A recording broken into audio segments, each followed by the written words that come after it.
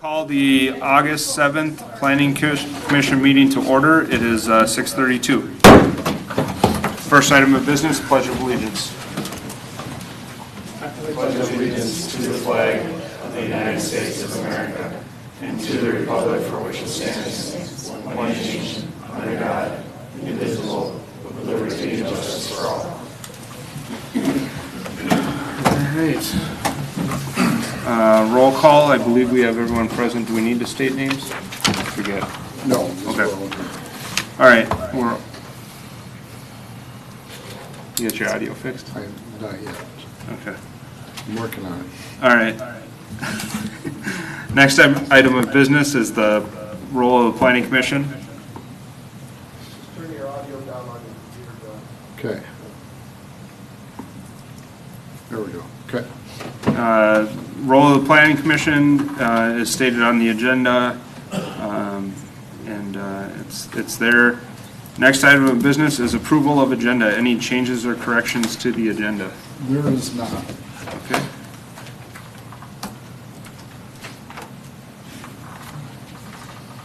I'll catch up. I'll make a motion to approve the agenda. Second. We have a motion from Brown and a second from Crossland. All those in favor? Aye. Aye. All those opposed? Motion passes 5-0. Next item of business is the consent agenda. The only item on the consent agenda is meeting minutes from July 10th. Any corrections or noted changes? Yeah, when we were discussing the issue with with curbside, we're talking about, here it lists that we generally supported the handling of construction and demolition debris, but expressed reservations about municipal solid waste and organics. We completely left out recycling. That was part of their request for handling recycling. The current leaf or lawn clippings handling is what they're supposed to be doing currently, right? Yes. And they wanted to request all these other items. The recycle was part that I was comfortable with, but none of the rest of it. So it kind of leads us in the wrong direction with the way Okay. we structured the sentence there. What would you like to change? Well, we'd have to add in the recycling part, because I guess I recall talking about recycling. I know I was in favor of construction debris, but not municipal. I would concur with Peter, that was my opinion as well. Were you? I was not You present. were not present. You were not they weren't present. present, so So, I was not against construction debris. so Was not in favor of, excuse me, construction debris. Okay. So- Is there anything you would like to change in the minutes? Excuse me, we're having a hard time hearing you. We'll speak up. Oh, and thank you, I appreciate that. Yeah, keep the microphones on. Is there anything you'd like to Get change in the closer to minutes? I think just maybe add in about the recycling, just as noted. Okay. And there was mixed, maybe better to say mixed opinion on construction debris. That'd be more accurate. Yeah. And support on recycling. Okay.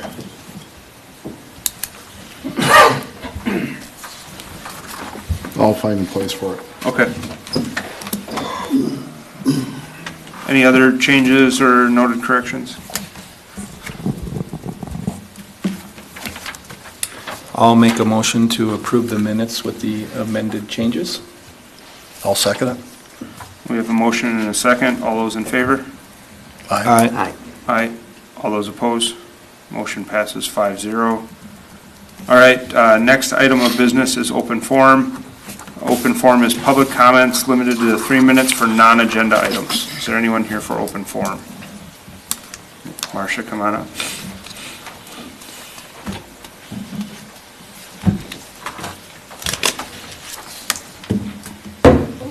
I just have a couple things. I think it was at the city council meeting a couple weeks ago, and it was revealed that one of the buildings, I think industrial building that was built within the last year or two, was built without any fire suppression inside of it.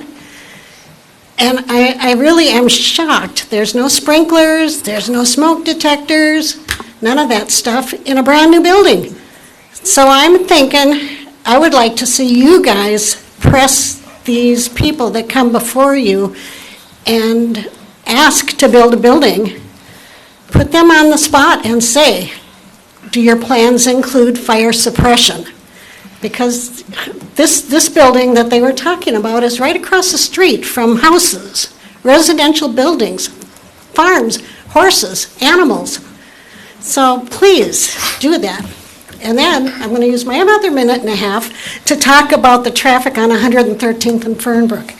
Yesterday, I went out and sat on my front porch, faces 113th and Fernbrook, and I counted just for 10 minutes, just the side dumpers, not the great big dump trucks, not the moving vans, nothing except the side dumper trucks.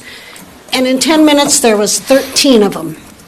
That means 78 an hour, 936 in the 12 hours from 7 a.m. to 7 p.m., 6,552 in a week's time, in 7 days. And none of those trucks have any covers on it. That dirt is blowing in our yard, down our asphalt driveway is not black, it's brown. And when it rains, which it's done frequently, we have mud all over in our driveway. We have mud all over on our sidewalk. Why aren't these trucks required to be covered? And why do they have to have so much dirt in that project that they're building? 6,552 trucks in 1 week. Something needs to be done about that too. Thank you. Anyone else here for open forum?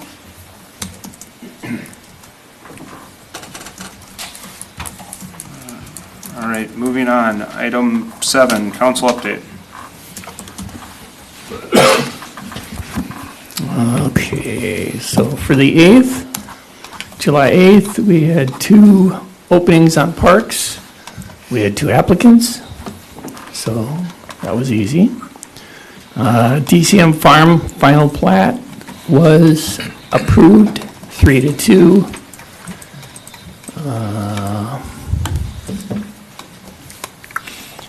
Legacy Woods final plat was tabled until the business with the Met Council is cleaned up.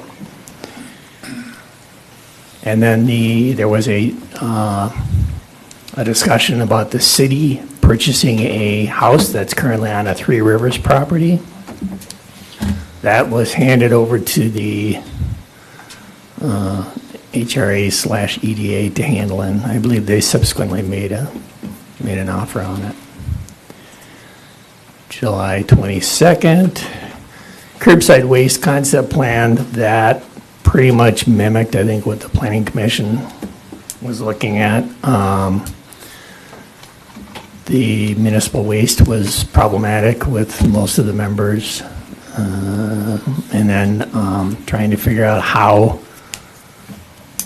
to bring them in compliance with the current CUP. There was a lot of little things associated with it, but EDA appointments, there were 2 openings and 3 applicants.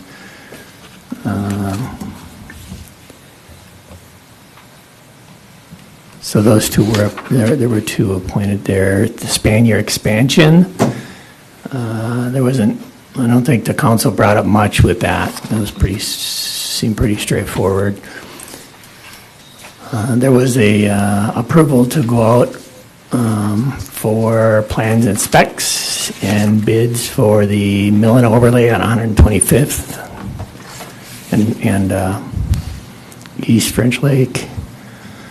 The exterior lighting discussion went on for a while. I think we generally took what you guys had proposed. I don't think there was any differences, or was there? Landscaping lighting is allowed. That's right, yep. There was a safe route grant that's gonna help. That was, so we approved on that. That was to pay for the improved pedestrian crossing at the school. There was an approval to have engineering do some work to figure out what the historic village sewer and water plan capacities are, just so we know them. And then there was a closed session for that house purchase, which was subsequently given to the HRA. That's it. Questions? Questions or clarifications? I think just, if you could just get like a 1-minute summary on DCM Farms 3-2, what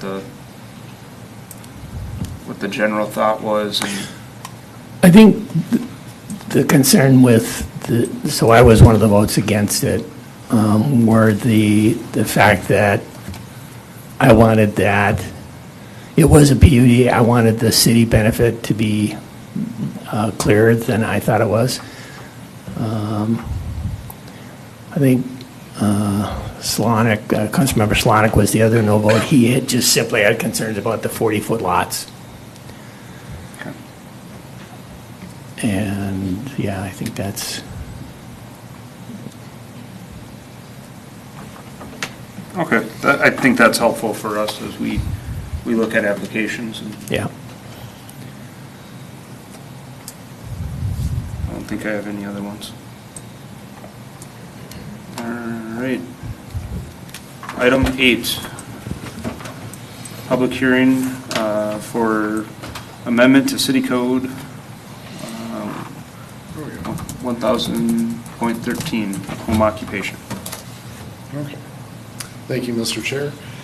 So this is a requested ordinance amendment to our home occupation standards, and I'm just going to kind of summarize this a little bit. So right now we have a home occupation, administrative home occupation, so for someone that's running a business out of their home, and then if it's more intensive, then we require an interim use permit.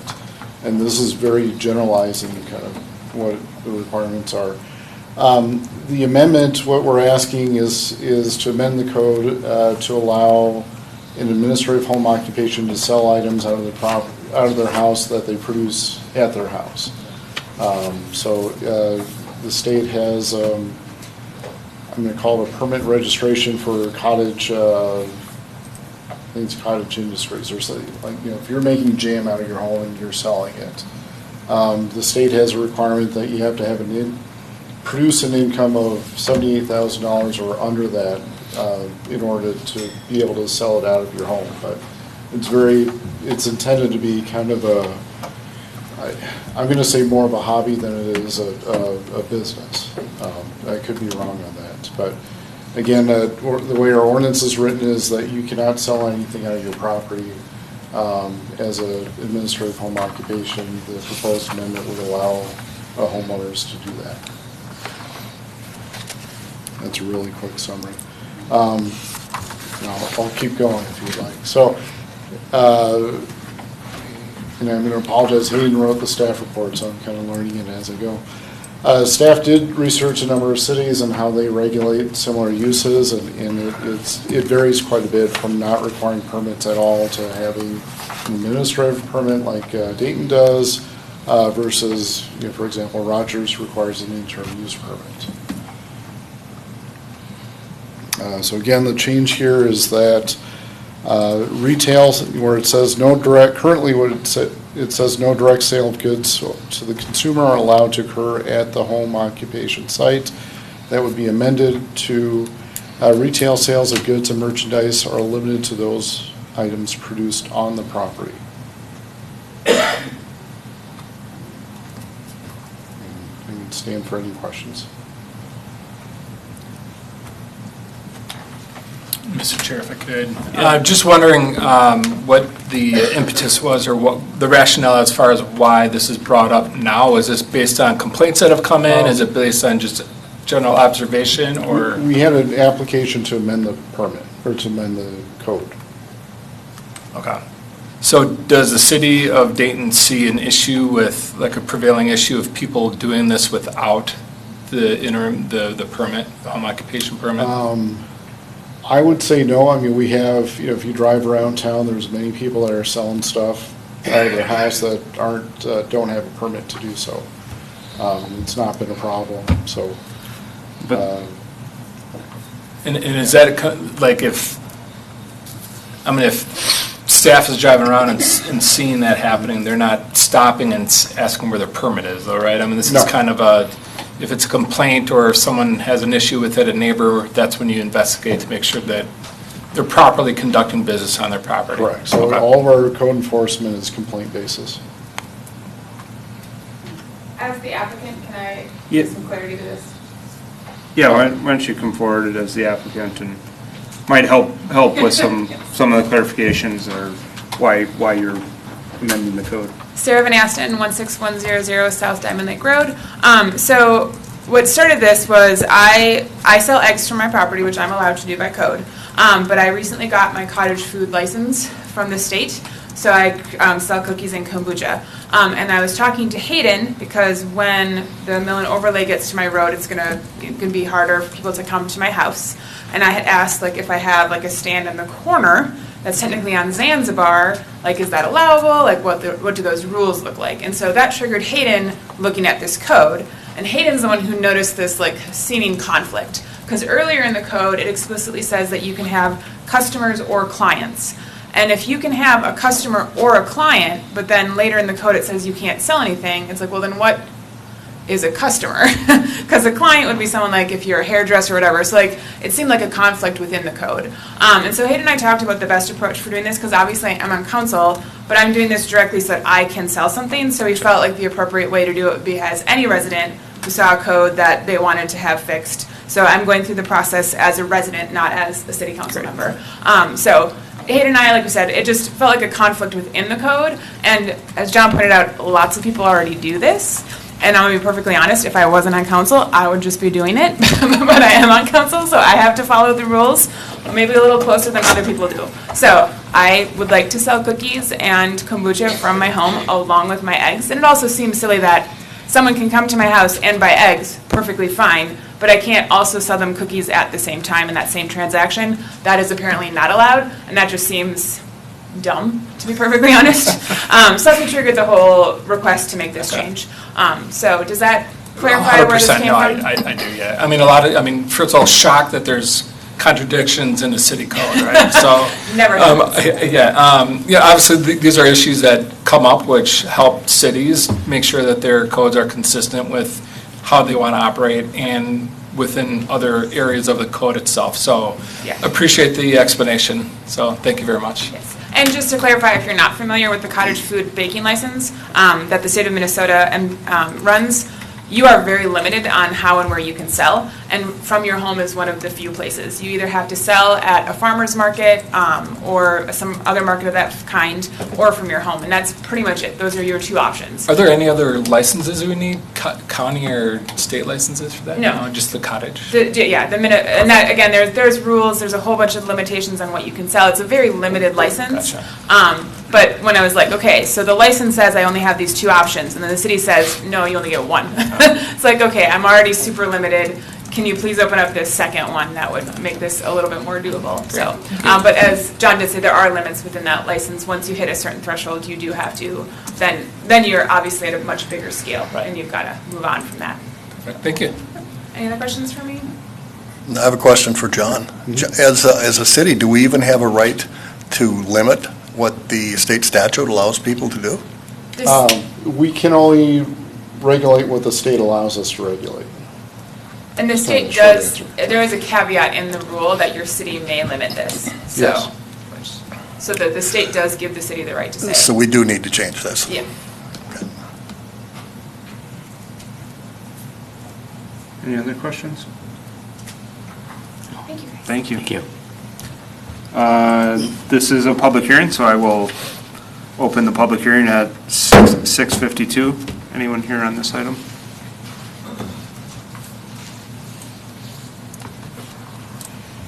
Any discussion? Seems pretty straightforward. Very straightforward. Yeah, I agree. Makes sense to me. Any concerns or? Nope. All right. Well, I will close the public hearing at 6:52. Can make a motion to approve the amendment to the zoning code. I will second it. We have a motion from Crossland, a second from Grover. All those in favor? Aye. All those opposed? Motion passes 5-0. Next item, interim use permit for event center at 17921 Dayton River Road. Thank you, Mr. Chair. So this is Thicket Hill Winery. They're requesting an interim use permit for an event center. As mentioned, the property is located on the southwest corner of Lawndale and Dayton River Road. It is 68 acres, and they are proposing to build an event center that's 14,000 square feet, and in the future would also build a wine production facility. These are architectural plans for what the building would look like from the exterior. And then a site plan. So here's Dayton River Road in Lawndale. The entrance is off of Lawndale, and there's a long gravel driveway that comes up to a gravel parking lot. And then the proposed event center on top of the hill, and the future wine manufacturing facility. The building is designed to have maximum occupancy of 498 persons. With the required parking, the city code requires one stall per two guests, or a maximum occupancy of 2 guests. So that's roughly, I'm just going to round it up to 250 or 249 parking stalls. What the proposed parking is less than that, but there is proof of parking that's being provided. Staff is fairly comfortable with it, and being that this is a large property and it could accommodate additional parking if needed. So again, the planned event center is on top of the hill with gravel parking next to it, and then there's overflow parking towards the bottom. And the applicant is proposing to, I should say, if when this is a need, would provide a shuttle service between the overflow parking and the event center.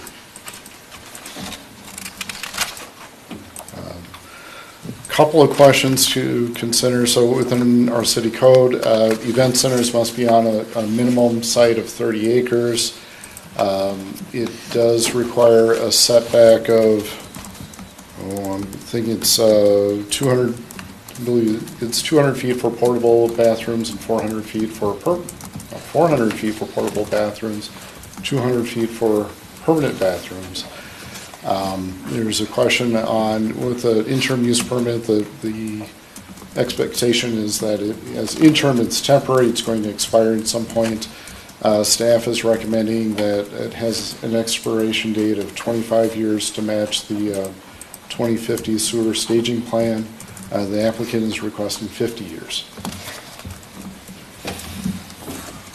And just to kind of where this is, if you're on Lawndale, it's on top of the hill by this little tree is where the event center would be. It's 2 different perspectives.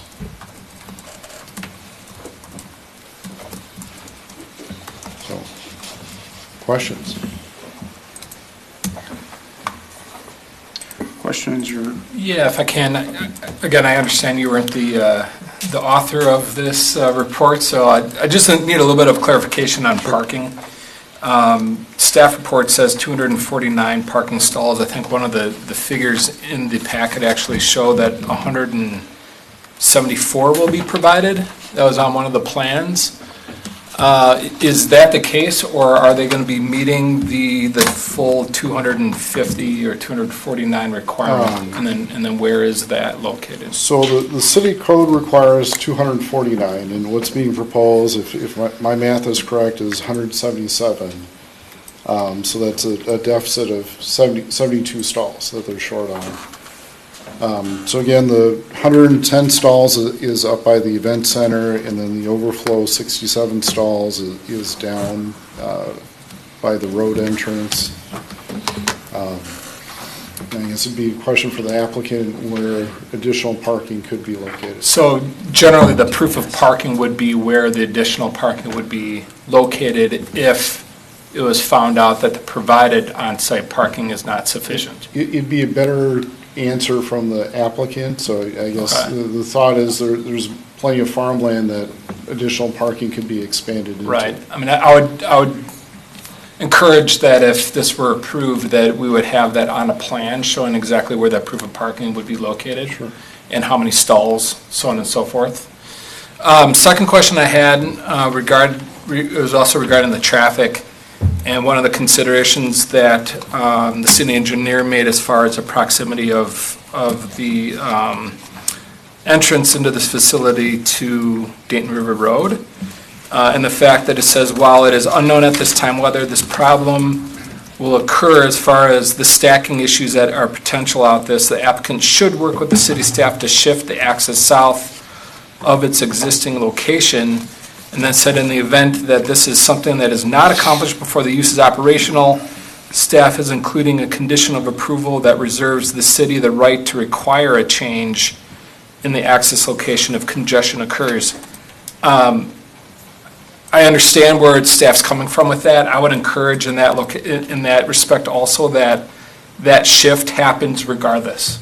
If this gets approved before operations happen, that shift occurs, very, very difficult to switch up operations, tell them that they have to, force them now to shift that when they're full-blown in operations. Sure. So I would highly encourage that if this gets approved, that shift of that opening has to occur, not maybe it will occur. And I don't have a slide of this, but kind of, and Jason can correct me, what we're looking at is realigning Lawndale roughly, I'm going to say kind of along this property line, not quite, but more towards the east. And so I think what we're talking about then is providing more distance between this intersection and the driveway by probably putting the driveway on the other side of these buildings. There's some topographical challenges with that.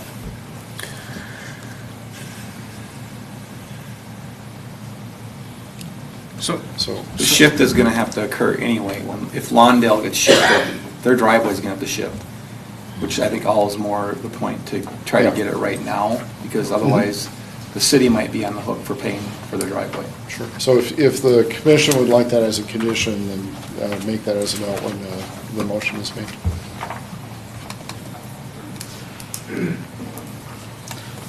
I guess I'm just trying to understand what rights we have as a city in doing that right now, knowing we've got a shift coming.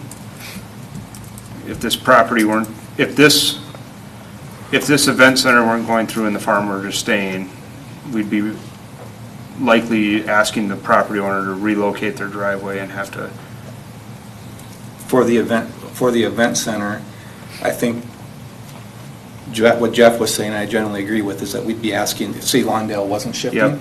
we'd be asking them to relocate the driveway anyway because it's too close to the intersection for stacking. Understood.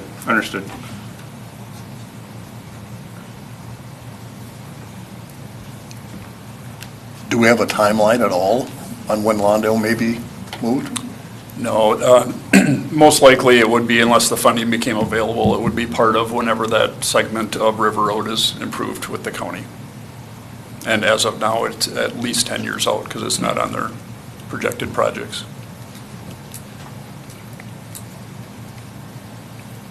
Did you have a diagram of what that realignment looks like? I thought I saw it at some I point, do but. in the packet, I Packet. do not Yes, on it's in the the engineering slides. packet. Oh, okay. Yeah. Okay, thank you. I thought I saw it. While we're discussing this, John, and obviously the applicant will know this, but are they intending to keep all the existing improvements there?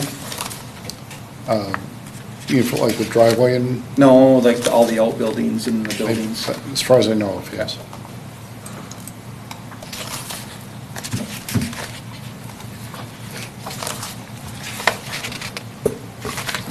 Is the new building going to be sprinkled? As required by city code, Okay. yes. State code. State code. Any other questions from staff? Not at this time. All right. Would the applicant like to come forward?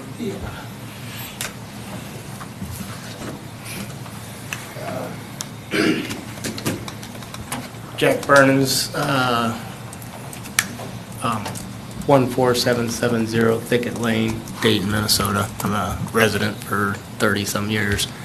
Couple comments. First, the address is not 17921, it's 17501.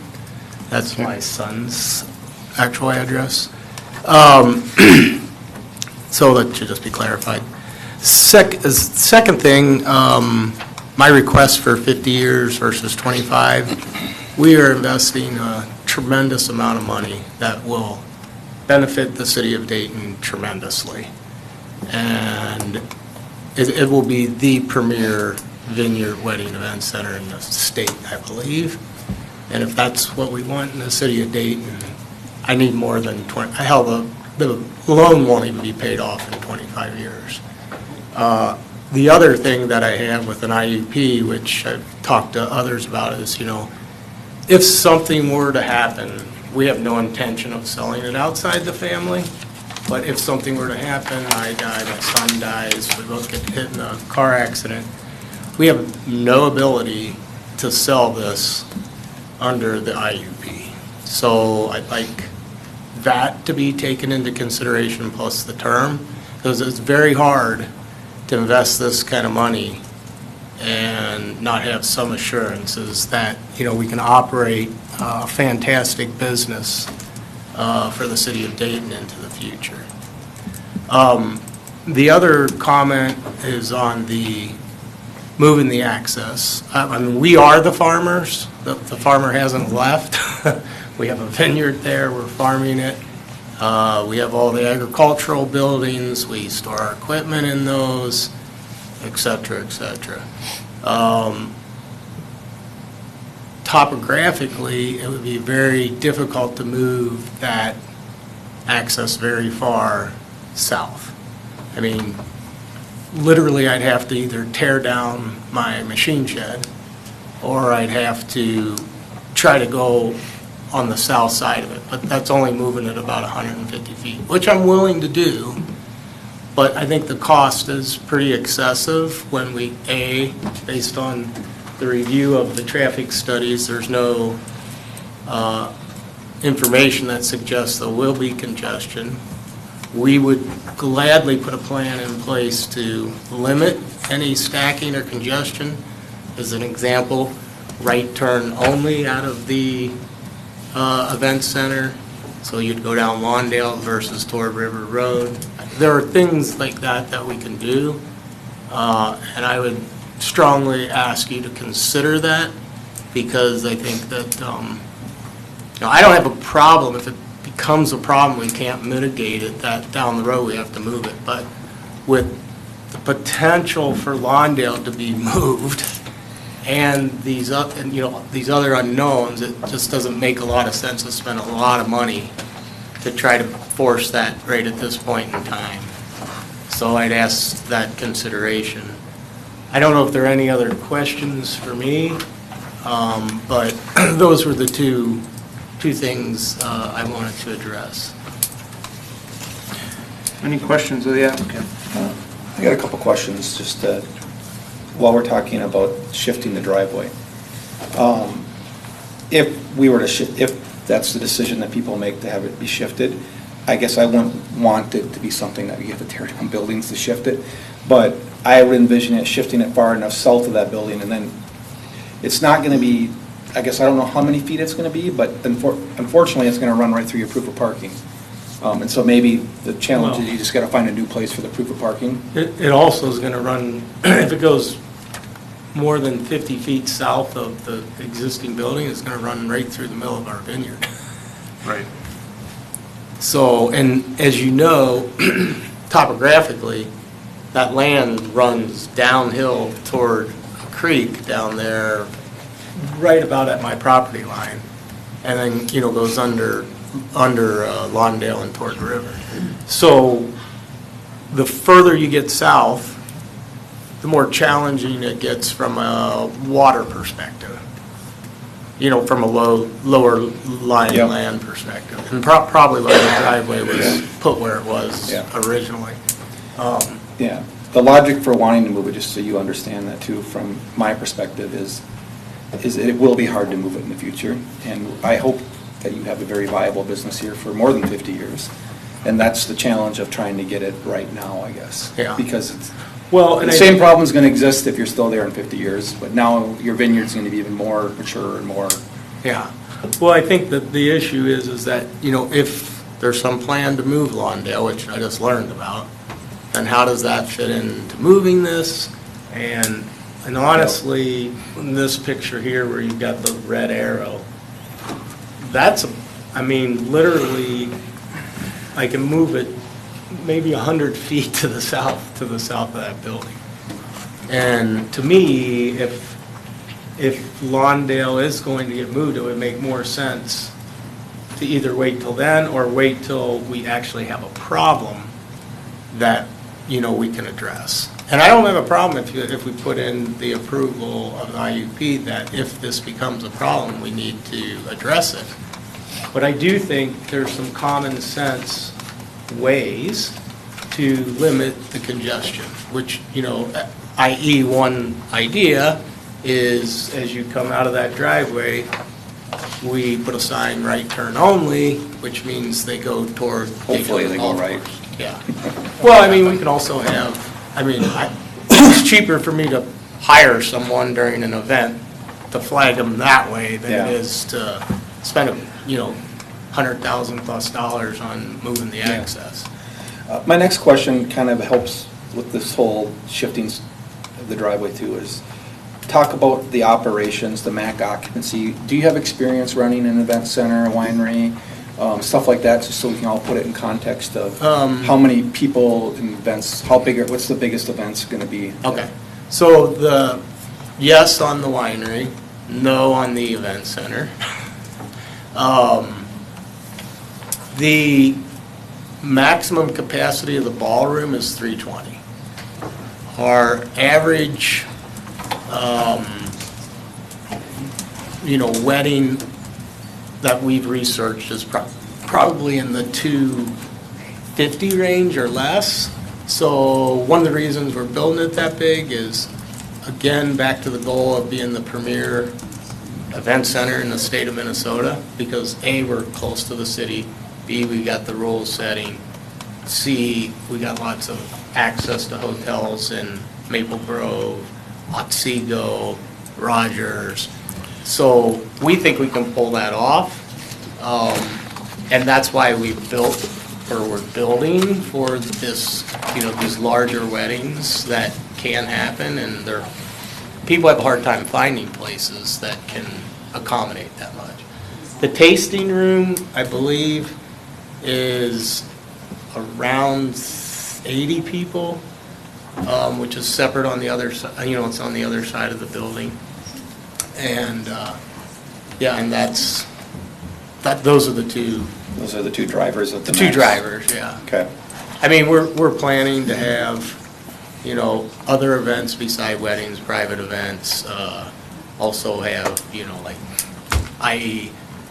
wine yoga, where women come and do yoga on the lawn and go have a glass of wine afterwards, or Are whatever. men welcome? Case may be. What's that?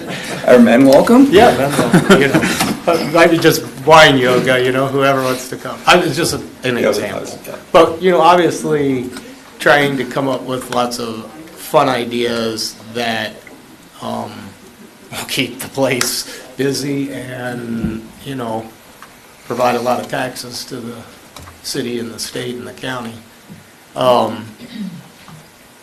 So, yeah. The hours of operation for the tasting, what are they generally going to be? They would be less than the hours of operation for the IUP, which I think is 11 o'clock at night. So, we don't foresee being open, I can't say for absolute sure, but, maybe it's like 9, 10 o'clock on a Friday night, Saturday night, weeknights, so, we might not even be open on a weeknight. Okay. So we gotta fine tune all that. Generally, you may. Okay. So the only other, it's more of a comment just for you to think about, but the one thing I did notice is that your parking lot butts right up to Outlot A. And I just think that we should make sure there's enough space there to provide some landscaping and buffering, either on Outlot A or whatever, but, if you're here forever, Outlot A is gonna eventually become something else, that we have to be thinking about that too. Yeah.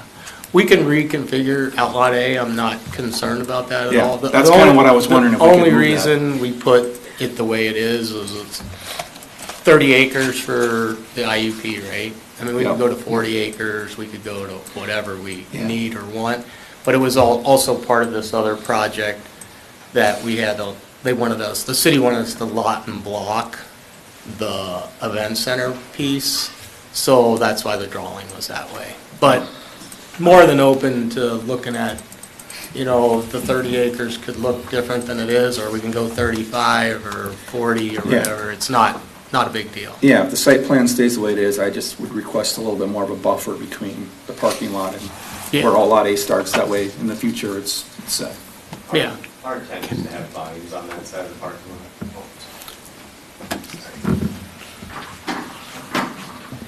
This is my son. Yeah, sorry, JT Bernens, 17921 Dayton River Road. So I can just fill in a little bit because a lot of the planning has been some of my vision as well.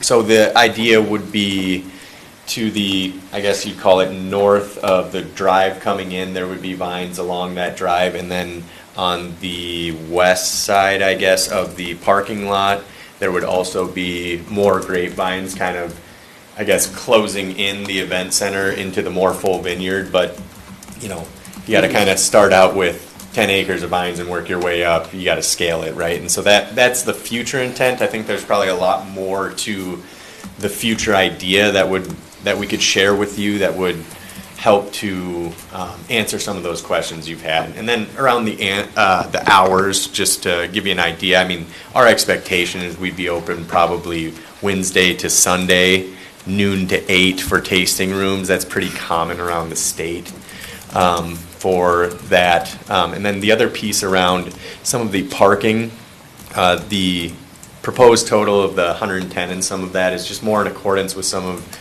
neighboring cities. We've done some research. The Dayton code on parking spaces is probably a little excessive in, when you think about these types of events. So we looked at other wedding spaces and some of that in other cities, and they tend to shade more to the 3 to 4 persons per vehicle is the expectation. So just to kind of fill in some of the stuff that we've been talking about. And just so we're clear for everyone looking at the photo, but where the event center is going to be is lot 1, block 1, but that property line runs, I think that's north and south, right along the parking lot right now, not the shaded area.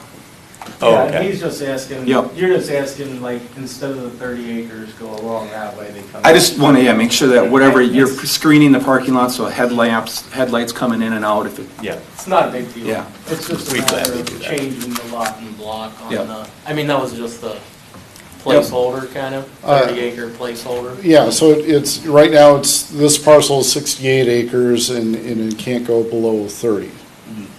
So there's space, there's a little bit of space to shift the parking lot configuration, or you can change the property line to be more than 30 acres if you'd like. Yeah. I don't think we have a problem making the lot and block 35 acres. Or just reconfiguring it to address your. Yeah. And I guess the last comment is when you guys come forward to build the winery, at that point in time too, that's what might actually even shift further south to create more parking too if need be. I mean, obviously it's just a concept now, so. Yeah, I mean, they did ask us about that, our concept right now is that, probably maybe some tours in the winery, but it won't be open to the public, inside.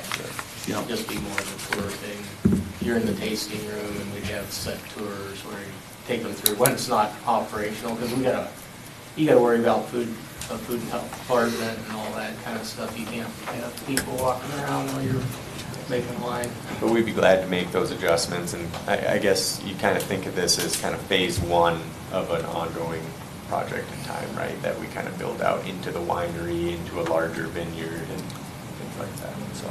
Yeah, I mean, our intent is to keep roughly 100 acres, I think it's like 98 or something, will be just farmland. It's either gonna be grapes, or it's gonna be corn, or soybeans. Or hay. Or hay, or whatever. Yeah, Maybe marijuana. yeah. But that's the intent. So, I mean, the whole concept with this and our other plans are to, keep Dayton, the mission kind of rural feeling, that whole thing. So, we had lots of conversation with people in the city and the city council, et cetera, so. I think there's a lot of projects going on in Dayton right now that support kind of the agro-tourism that I think will help to support keeping Dayton, the Dayton that we all grew up in, or some of us grew up in. Any other questions? I guess we touched a little bit on parking here. The code is the code. Unfortunately, 249 stalls is what's required, unless there's some way that we can look at the code in a different aspect to help with the lack of parking that's currently on the site plan here. But even with these two areas outlined here, you're still short, correct? For the number of parking? I think it's 180 or something. Yeah, short. We're still slightly. No, not 180 short of 100. It would be. Whatever that is, 60 or 60 or something? 70 short. 70 short? 72. And I Yeah, think there you go. Thank you. what we'd like to do is, if you'd like to see it, I realize the ordinances, or the code is the code. Codes don't always make That's most a matter of opinion, sense. and it's a matter of staff to look at that a little bit more Yeah, in of detail to determine whether or not the code is sufficient for any need that's coming forward. And we'd be glad to provide the research that we got from other cities and kind of why we proposed, hey, we don't think we're going to need more than this parking. We've got proof of parking for overflow here. And, if we do need additional parking, we can do that. But it's kind of one of those things where if you're going to a certain thing like, church or events or whatever, there's always more occupants per car typically. And that's where we did a lot of the research on, churches, event centers, those kinds of things. I wonder if does the code allow for that flexibility as far as Does the IEP uses that allow aren't competing, so as the wedding's happening, is there going to be wine tasting at the same time? Is there going to, so if one use is happening and the other is not, is Shared parking. Is there a shared type of parking arrangement? I don't know if that's dictated by code, though. And so my concern is that if it's not dictated by code that allows you to do it even through an IUP, you have to maintain the strict adherence to the code of that 249 stalls. And you could potentially do that through proof of parking if the code allows for that also, right? So I'm not familiar enough with Dayton zoning code to know if there's specific allowances for, spelling out, here's exactly where my proof of parking is, and if need be, at one point, we will construct the necessary parking to accommodate our needs. And I think we have the land to do it. I think you bring up a good. I think that's the great I'm sorry. solution I'm he's sorry. suggesting, though, is just expand your proof of parking to show that it can meet code. So Yeah. one of my suggestions on this is just looking at it, looking at your site, looking at the roadway coming in. That's a pretty long, wide roadway. Yeah. I would suggest looking at some parallel parking there. Yep. That's a good Along idea. the roadway. You can get a lot of stalls in there if you widen out a few feet. Except you might be making a wider road that never gets parked on. True. But got a wider road, it though. could be a proof of parking Yeah. thing, though. And we're over- Or gravel. Yeah, they could always Yeah, I widen think- in the future. Yes. Yeah. I think that's the key, is providing proof of parking for the 249.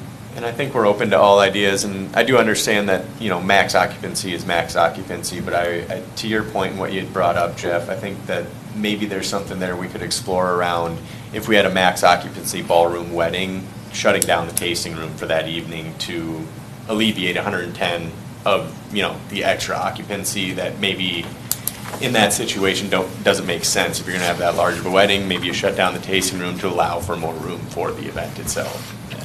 We just have to make sure it's allowable under the code. Yeah, To make those. Yeah, so I guess my suggestion is that the applicant provide proof of parking for the 72 spots and wherever it fits best for them. So the only concern I would have, the road, I believe, it's already built at 24 feet wide, I believe. Yeah, that's the plan, yeah. So I think for our fire code, it's 20 feet in order to have a passing vehicle. So if you have parking on the road, it needs to be off the road. So I don't know if you have enough grass We off the consulted driveway too with the fire chief about, like how wide the road had to be, that kind of stuff.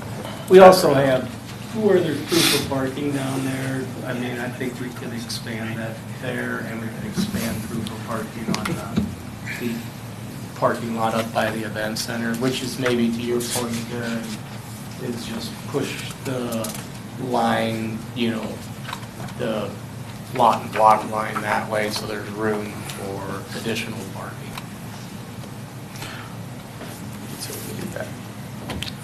Any other questions for the applicant? Well, I have a question on the information that you provided to us that talked about 498 people, max occupancy, and he was talking about 320 people. Why is the Just difference? the ballroom. What am I missing The here? tasting room are two separate spaces. Okay, so Two that's separate- added together as? Exactly. Okay. So there's several separate spaces inside of the building that total to the 498 number. Yeah, because I think they gotta do like bathroom, I don't know how you do occupancy There's- load, but the architect, does it Tasting all. room, patio, there is an upstairs space in the tasting room as well with another smaller room that could accommodate small events like, a 25-person birthday or something like that. So that's the discrepancy between the ballroom and the other spaces throughout.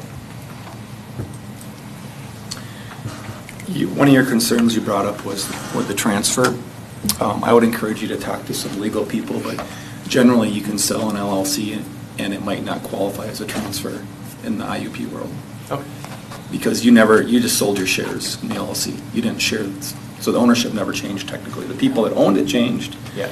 But that's why there's a little bit of a loophole there, but I would talk to people because how you set up your LLC I to think get on the tax two- advantage on of the it. two, the biggest concern is term, like we'd like more years, because we're gonna We'd like to be able barely to- be paying the loan off by Yeah. the time Yeah. it expires. The second thing, on the LLC, we'll look into that, that would be good. I mean, our intent is family, and for the next 50 years, whatever, plus. But nobody knows what the future holds, and so it would be, quite devastating to have quite an asset that couldn't be somehow transferred to somebody. So.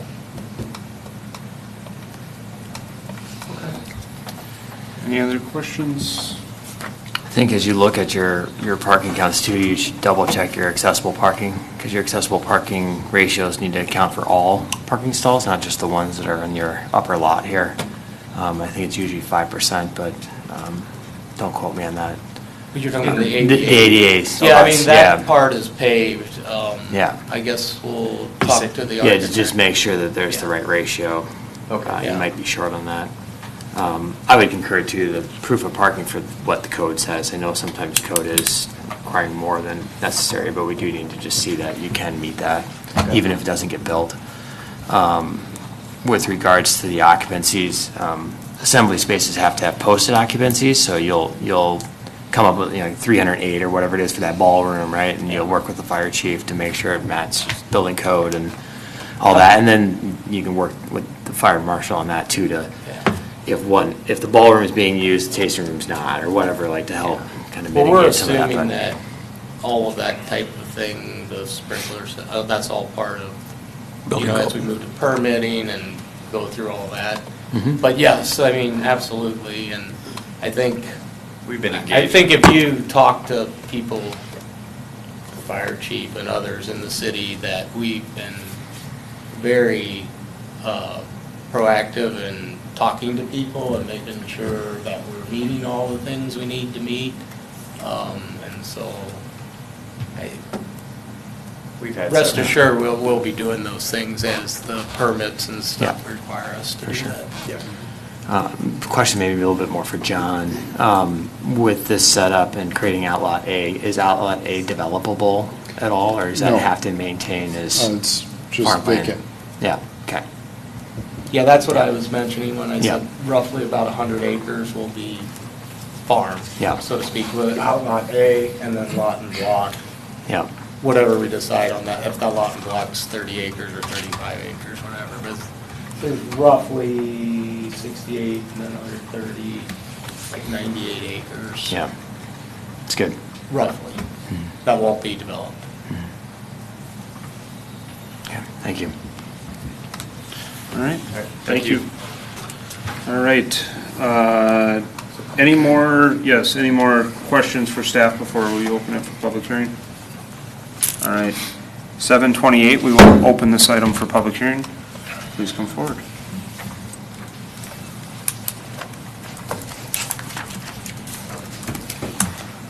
I have a couple questions. Correct me if I'm wrong, but is Marcia, this... name and Oh, address, just Marcia for... Grover, 11320 from Lane. Thank you. Is this the same guy that wanted to build 10 houses on his property using the A3?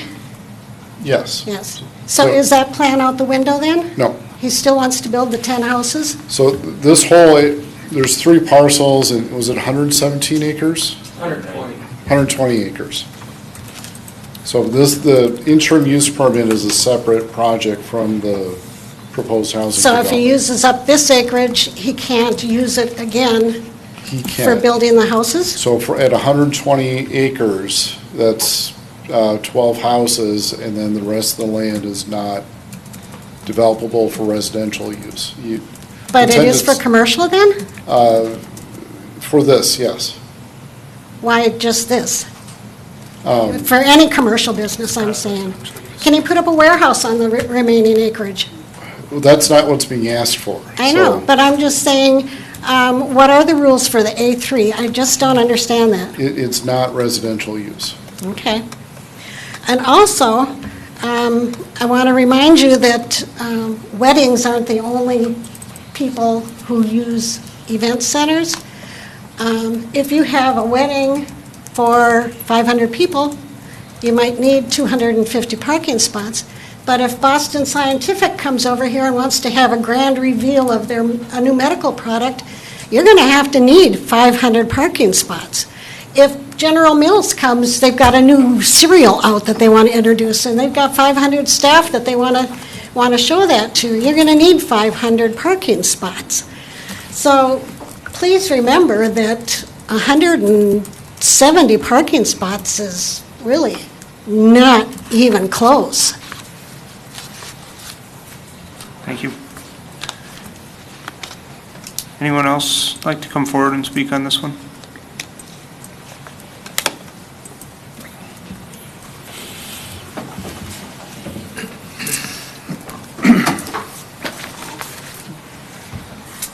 My name's Terry McNeil. I'm at 15601 Brockton Lane. And I think your instincts are right about questioning on the parking and the traffic. Those are two of my items that I had listed here. And if we are fortunate enough to have the premier venue in the state, in the metro, certainly, I think, looking at the packet, there's language like, well, it's unknown at this time whether this problem will occur. The applicant should work with city staff. You guys have a tough job. You all have a tough job.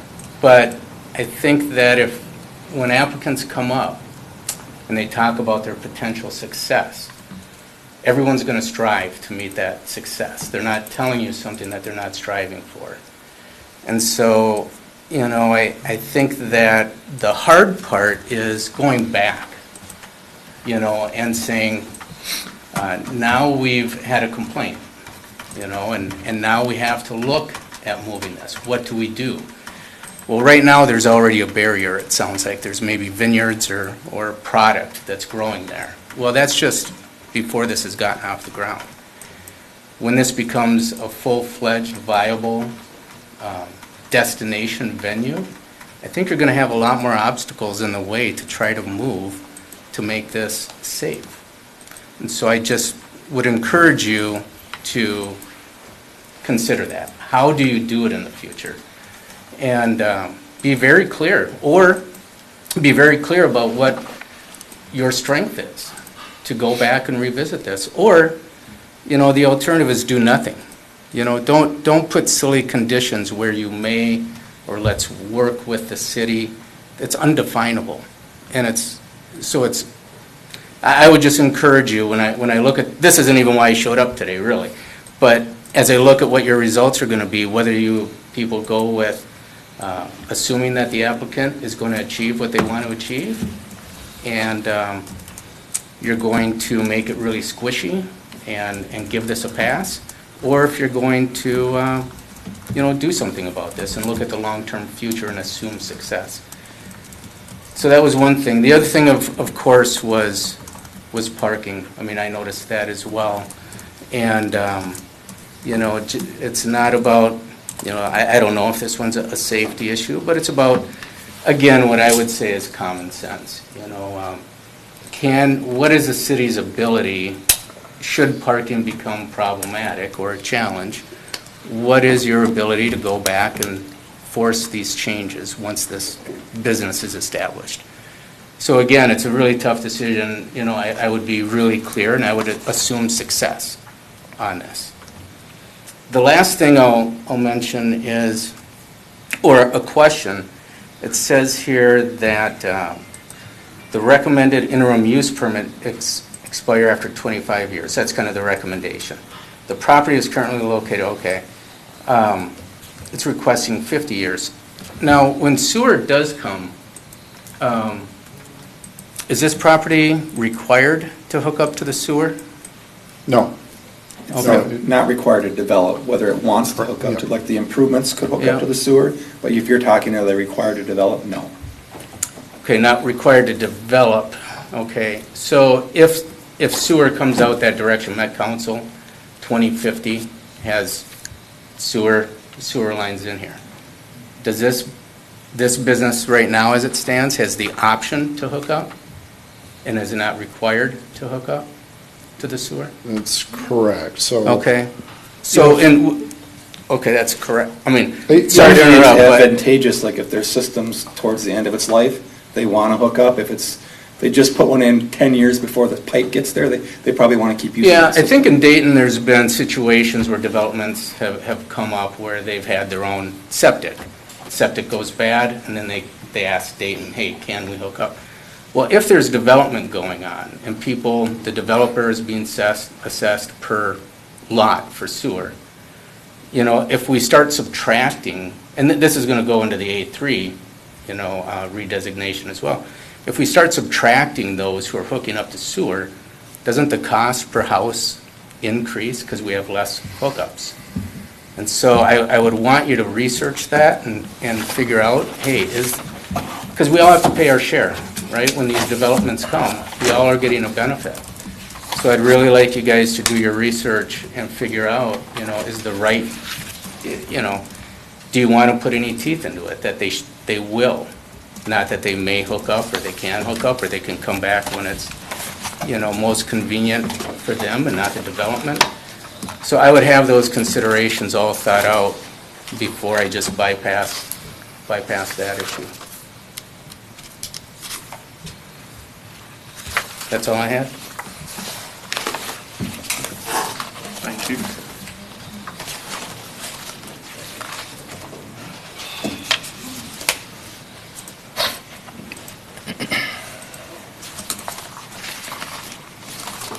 I'm Bernie Kemp. I live at 15281 Brockton Lane. I was wondering where their housing is going that they are wanting to develop on their property. I don't think I have a picture of that on the screen. I mean, is it going along Brockton or, Yes. okay, are they gonna come out on Brockton, the traffic? There's proposed to be an entrance off of Brockton and another one off of Shady View. So Shady View to Dayton River Road. Okay. The traffic from North Diamond Lake Road to the River Road is like a raceway out there. I mean, if I'm home, I mean, these cars are flying down that road like there's no tomorrow. The motorcycles especially. So that's adding some more people to the road currently on that. So I don't know what can be done. I know Brockton is a county road, so I'm sure there's nothing you could do. I would really like to see that part of the road go down to 45 miles an hour, and then maybe people would go 55 instead of 80. But, so their homes that they're gonna build then are along that piece that's next to Darrell. Yes, but this project is specific to the yes. winery. So not the houses. Well, it's part of that, so, okay. All right. Thank you.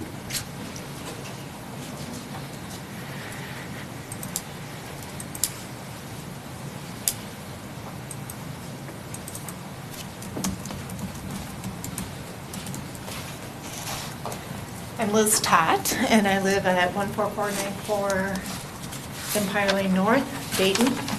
I have a question, listening to this. Actually, I think it's great they're looking at doing this. Fisher's Farms, what is their parking space? They have a huge event center. There's no parking other than a small section, and they're for weddings. And I talked to the gal, she said, you know, hundreds of people can rent the space out. I don't see any parking designated for them. Magnus, down the road, which we had looked at for my children to get married there, outside up to 500 people. There is not 279 designated parking spaces for a venue, and they've had weddings there. So proposing this on them, I guess I'm kind of confused. And John, I think it's Are fair. they grandfathered? No, if I could, so Fisher, and I couldn't speak specific to the number of parking stalls. So Fisher Farms has a gravel lot, and then they have overflow that's more. It's in the field. In the field. Is that considered parking spaces? It's overflow, yes. Okay. Similar with Magnus is they have a large, I'll say grassy farm field that they use for overflow parking during their much larger events. And how much do you allow for overflow in fields? As much as what's needed. And so, is that similar to what's shown on here as like the proof of parking down by the buildings? Is that open land for them to carve out? Currently, it's open. So yes. why is, they're fulfilling, I would think, their parking? Correct me if I'm wrong, but Magnus was grandfathered in because this event center code is relatively new to Dayton, and they were approved before the event center Okay, code. but Fisher Farms, we were up there. They went through the code. It's and- not very big parking space in the gravel, and then they were having an event, and it was Is their not- building open? Their new event No, center is not it is- open yet, it so I is- don't, like, what they originally built wasn't for that event center, it was just for having the events and tents and stuff like that. And I do recall that they had to expand that as part of them building their building, but I don't know where they're at in that process. Okay, 'cause Yeah, the parking codes are specifically relegated to like buildings and occupancy of buildings, not Right, but that's the a events huge- that are outside, yeah. That's a huge event center they put Yeah. up there. Yeah, I mean, so it's set yeah, up, so we that- went up and looked at it, yeah. it's set up for an event center. Sure, so the Weddings. building that's there now is not sprinkled, it cannot be used for weddings or occupied otherwise. Oh, okay, So well, that's it's just a storage building currently. because that's not what they gave me a card and advertised for, so, just questioning, but I wouldn't think they would have a problem. And as far as traffic on the roads, I mean, I used to live off of Pine View Lane, and just with, I moved 10 years ago, now I'm back down into the D.R. Horton, but the traffic, Dayton River Road should be expanded if you're looking at anything. Right now, it's got a lot of traffic on it. And the same with North Diamond Lake Road. You got a two-laner, You know, you're getting all this traffic, you got Fisher Farms, and you've got Magnus, and now you got another one. Are you guys looking at future expansion of Dayton River Road or North Diamond Lake Road? Correct me if I'm wrong, those are county roads. Yeah. Are those- so North it's Diamond Hendon Road County? is. They both are? Oh, yeah. Road is I'm thinking- involved. Okay, so as far as traffic, does that affect anything? I'm going to look to Jason to, For River Road, the county would monitor that and expand when necessary. Just an FYI, they're actually underway of a study right now on River Road. Granted, it's not in this segment, it's only from Vicksburg all the way through Champlin. But they are looking at different options, including expansion, additional lanes for that segment. Okay. All right, well, I don't know, but I think they would find a way to get around the parking and being able to do it. I think it's a great thing for the city of Dayton. Thank you. Thank you.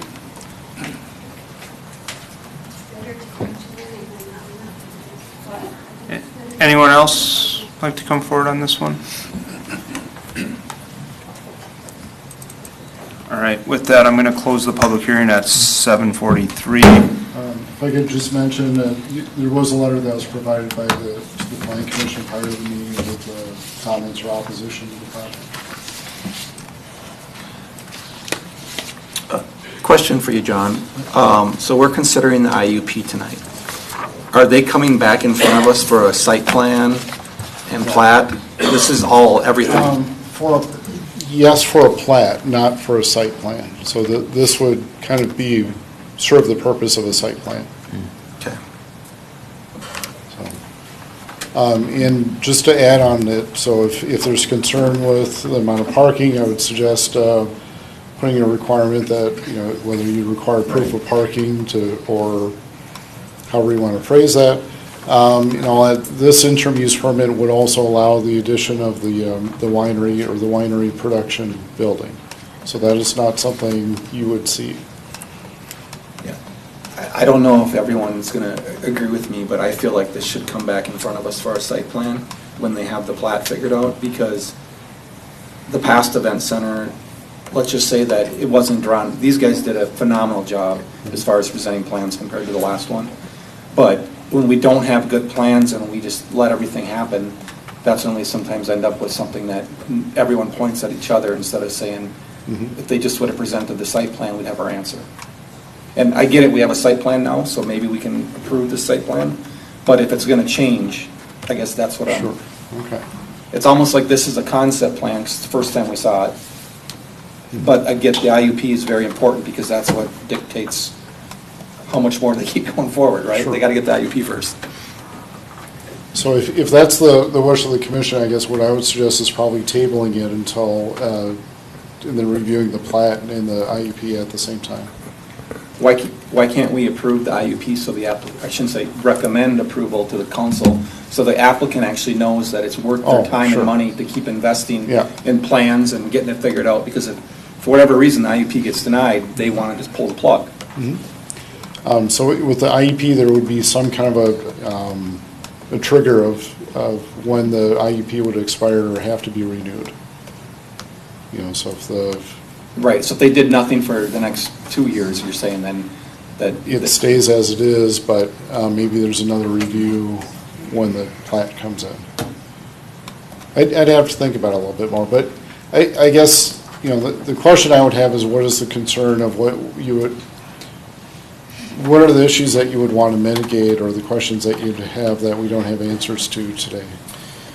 I think resolution to, because some pressure is going to get put back on the applicant by some of us to maybe change their access, and, hopefully if they go back and figure out something, that's what would show up in the site plan. I mean, I view this as a concept plan right now, to be honest, because it's the first time we saw it, we're giving them feedback. But with the same being said, the IUP approval is important, so it makes sense to go forward. So let's think about that, and then let's have our discussion, and then maybe we'll revisit that before we make a recommendation.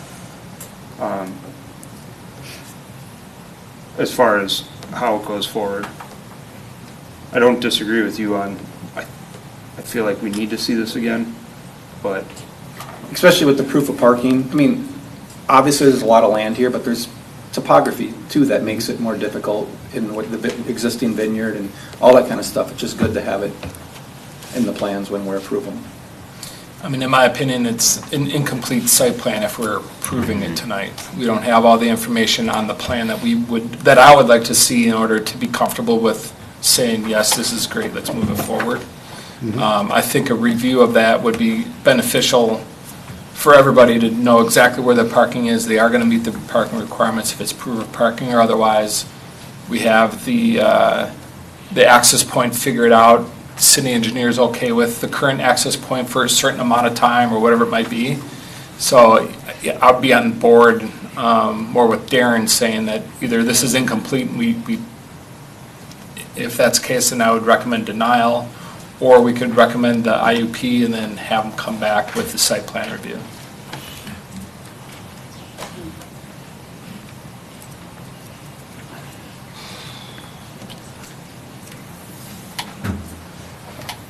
Yeah, because, even the plat that's in our packet is not right, meaning the subdivision up in the corner, that's the old version, not the new version, so it's just, for the public to know that what we're doing our job too is making sure everything's complete when we do site plan approvals would be a good idea.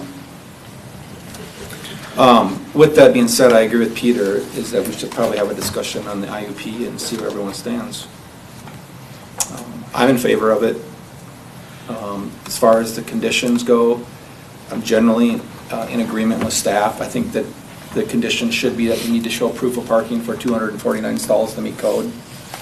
I think that I would prefer to get the access figured out versus a condition, because I do think that they can be wishy-washy in the future, and that's what ends up in the courtroom legal battles too, when the one side says you need it because of complaint and the other side says they don't need it. And then you hire experts with different opinions that differ too. So I personally would rather get it figured out. And so hopefully the applicant can keep working and see if they can find up with something that's amenable, that provides more flexibility. I'm in favor of the 50-year IUP. I think it makes sense. If we're going to ask people to invest, and these guys obviously with their plans that they're presenting, it's a significant investment. I would say that too, that I mentioned this to the applicant, but if Outlot A, I guess that parking, I just want to be thinking of how someday that's going to be screened, like we require other people to screen parking when maybe there's homes next to it. They don't have to necessarily screen it today, but they need to have the space there to provide the screening as a condition. And then screen it when development happens. If the vines might be already doing that too, so. So I thought I heard earlier that Outlot A is undevelopable. Until water sewer gets there. Until water sewer gets there, okay. Yep. That's a clarification, I just wanted to make sure we all understand that, because there's some differences being said about water and sewer. So within the sewer staging plan, it's guided for 2050 or late or after. Okay.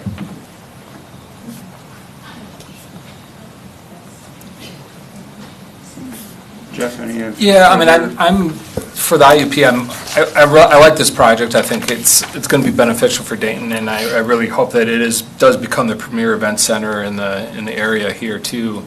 Obviously, anytime you put Dayton on the map, it's not a bad thing. Again, I think the 50 years is good too. I mean, I understand the extreme amount of time, money, and all the investment that goes into a project like this, and that you don't pay it off in 10 years, right? So completely agree with the applicant that, a longer time period would be beneficial for everybody in that regard. I do agree with that. Going back to the parking and the alignment, between those two, I would say that I would want the city engineer to be okay with the alignment for the access point before anything gets too far down the line. Proof of parking, I'm fine with them saying, here's where the parking is if I need it in the future.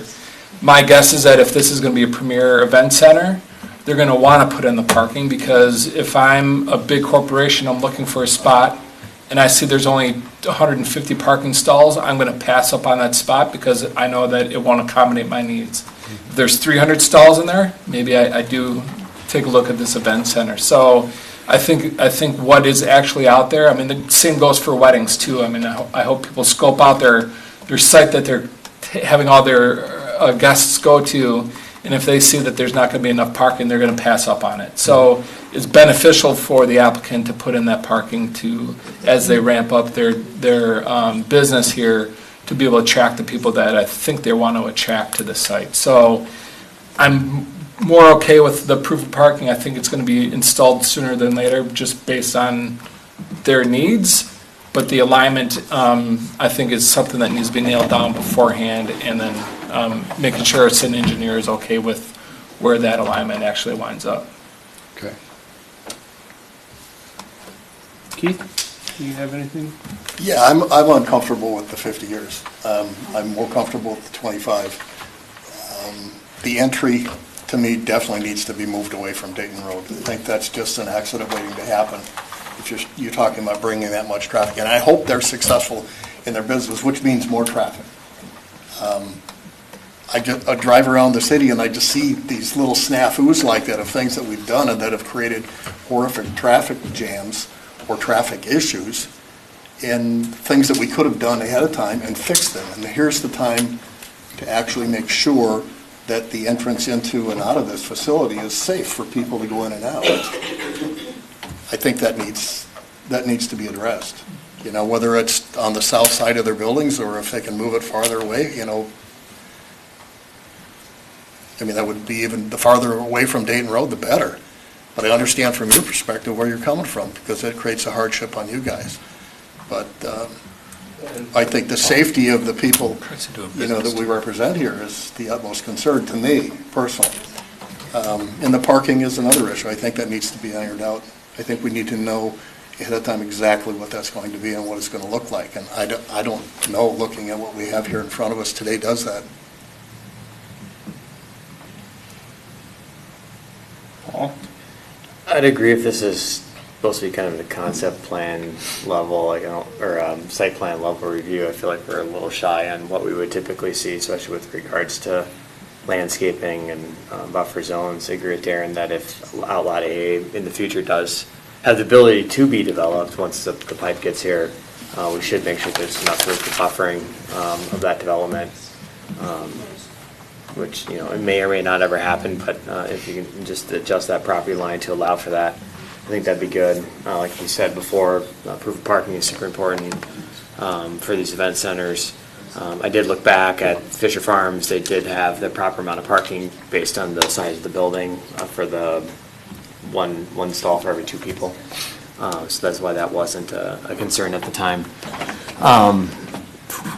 I would agree. I mean, with the road shifting, I think there's traffic control measures you could probably do if it stays in this location because of hardship, whether it's hiring a traffic control person that's there on Saturday evenings when the weddings are getting out, or some other physical barriers or something to force people to turn right or something like that. But you know, I would take, you know, Jason's you know, thoughts on that and trust his engineering judgments on what is best for that.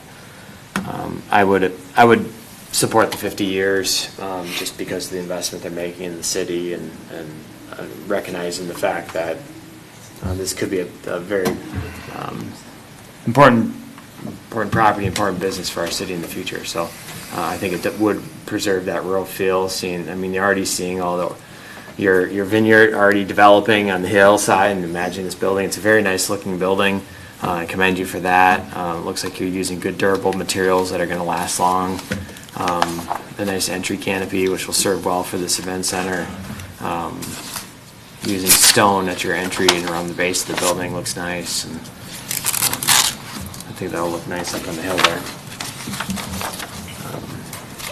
So I've got a couple comments, maybe a couple questions for both staff and the commission. First off, a question based on like the concept of the proof of parking and what we have going here. If we can go back to the site plan, proof of parking, and the question I have is, and you know, something to think about at least. I mean, I'm assuming when these events are going on, when you need the extra capacity, that they're not going to be running their farm operations at that time, so there may be an opportunity to use some of that drive turnaround space as well, just to maybe save some headache and cost on the applicant. And is that something that would fall in that category if we're talking matching materials of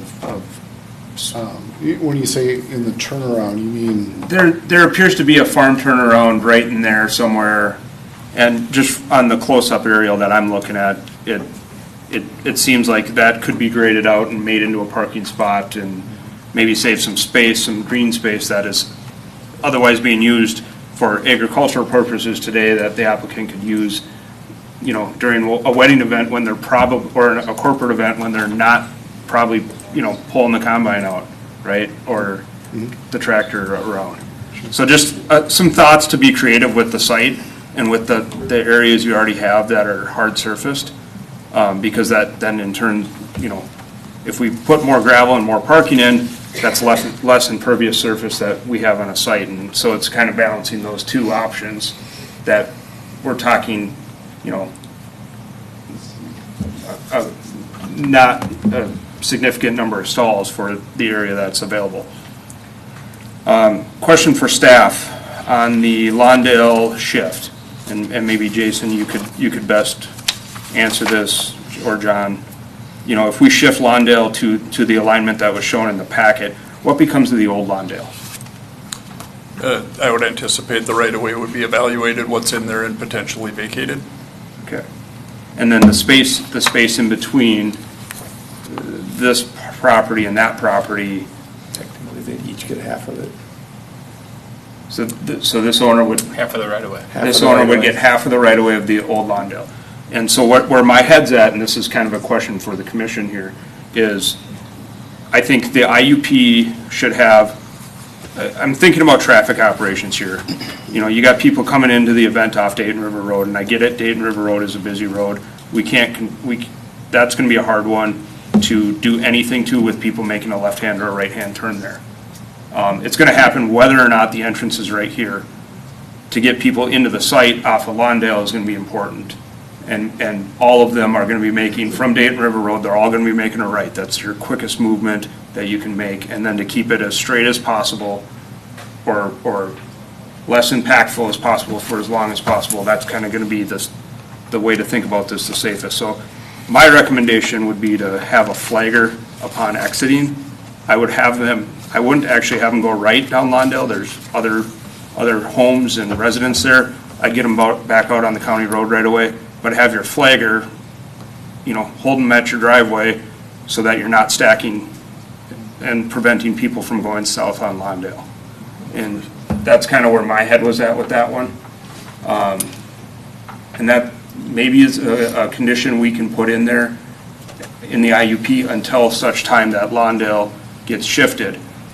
Or they shift the driveway or something. Well, or they shift the driveway. And my thought is when Lawndale gets shifted, you leave the access the way it's shown, but then you bring them down their new half-vacated right-of-way to some other point that they can connect to Lawndale in the future further south. I think we're overthinking something that, yes, it is going to be a problem. Can we solve people with this? Can we solve people making a left on Dayton River Road where it's the dangerous? No. Can we solve people getting out of the property with a flagger? I think yes. And then I think if we put that condition in there, that, once the property is vacated, we can bring them onto the new Lawndale alignment, but it's got to run down their property line to the south. And on the east, it'd be on the east side of their property, and then bring them down to some point that's gives much more stacking for them to get out on Dayton River Road. So just some of the thoughts I was having as I was looking at this. To recap that, Peter, is there a condition that you're suggesting we put on the IUP? I think that's the hard part that I'm having with this is I think the driveway realignment. I think maybe it is once the Lawndale's realigned, they have to go a certain distance back on Lawndale to connect. But I'm giving the applicant here though is you may be able to use that vacated right away. And Jason, you can probably come up with a distance that would be appropriate, but it would get them far enough south that it would make sense. Sure, I mean, generally speaking, the farther the better, right? Right. But eighth mile is kind of what we shoot for, so 660 feet, up to a 16th mile, which is about 350, 330, is kind of the ideal, which is what you'd achieve if you're about south of that building. So even that would be a pretty good step, and you could do a right turn lane if you wanted to help ensure that the lane is clearing for additional vehicles turning south off of River Road. Just some general info. Current counts, granted these were collected in January of last year, which is not a typical time, so they're probably on the low end, but total count on Lawndale was 350 vehicles, so it's not a high trafficked road by any means, and the peak hour was even significantly less of that. Including to your southbound off of River Road, it was 11 for the peak hour, so that's about a vehicle a minute during the busiest time, so. I would encourage, I agree, one thing that Peter said that's a little contrary to the applicant, but I would not encourage the applicant to send cars right on Lawndale exiting, just because it is a low volume road with homes and traffic. They got to figure out how to get on Dayton River Road.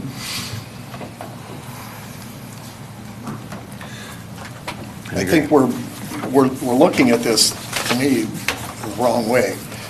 Having lived in Dayton mostly my whole life, and we're talking about realignment of Lawndale, I mean, that might not be in my lifetime.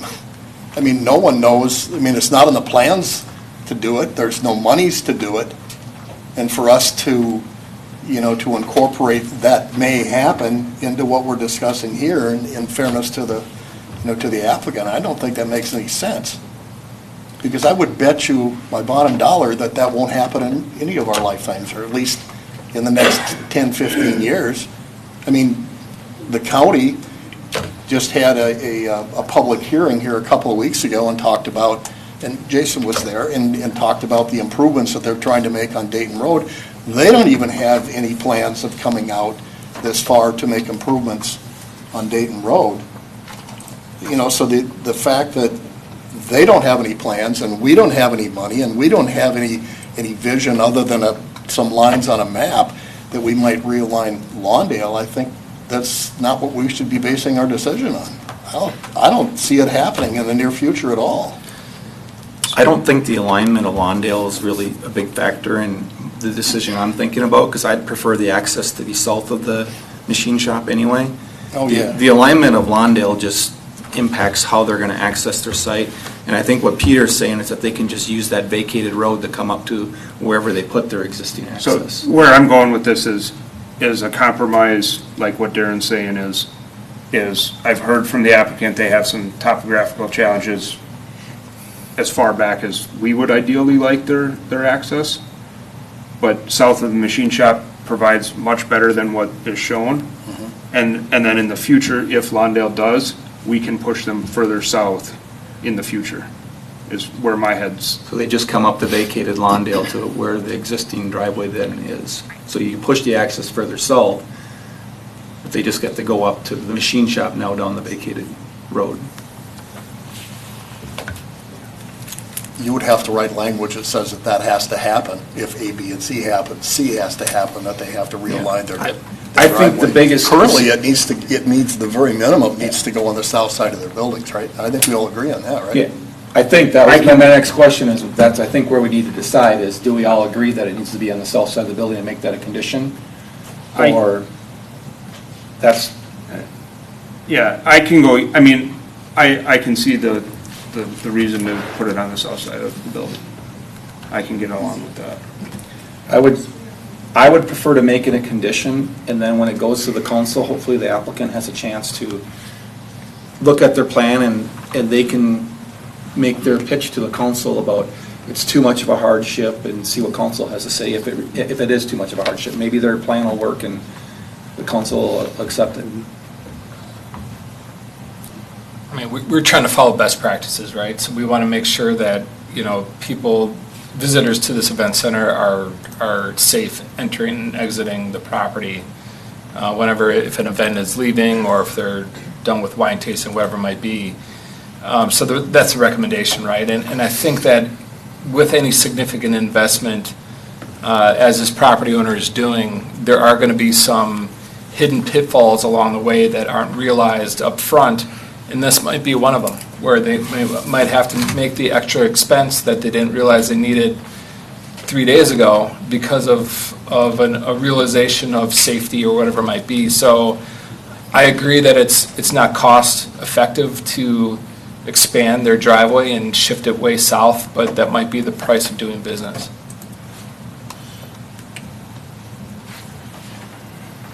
It seems like there's consensus on that condition when we make our motion. Is that fair to say? Shifting the access to the south of the machine shop. How about the consensus on the term? I know there's a couple of us that said we're okay with 50. Keith would prefer 25. Keith, you got any pitch for why 25? 50 years is a lifetime. Keep in mind with 50 years, they can do it, they could change in 20 if they wanted, but it's more that they have the option before they have to come back to council for approval. It's still their property. Does there seem to be a majority at 50? I'm fine with 50. I'm okay with 50. Yeah, I'm okay too. 50. So where my head's at is, I'm okay with 50. I think, especially if we're going to ask them to shift the driveway further south, make some more investments in the property, we should also invest in them and give them a little bit more time. Is my thoughts.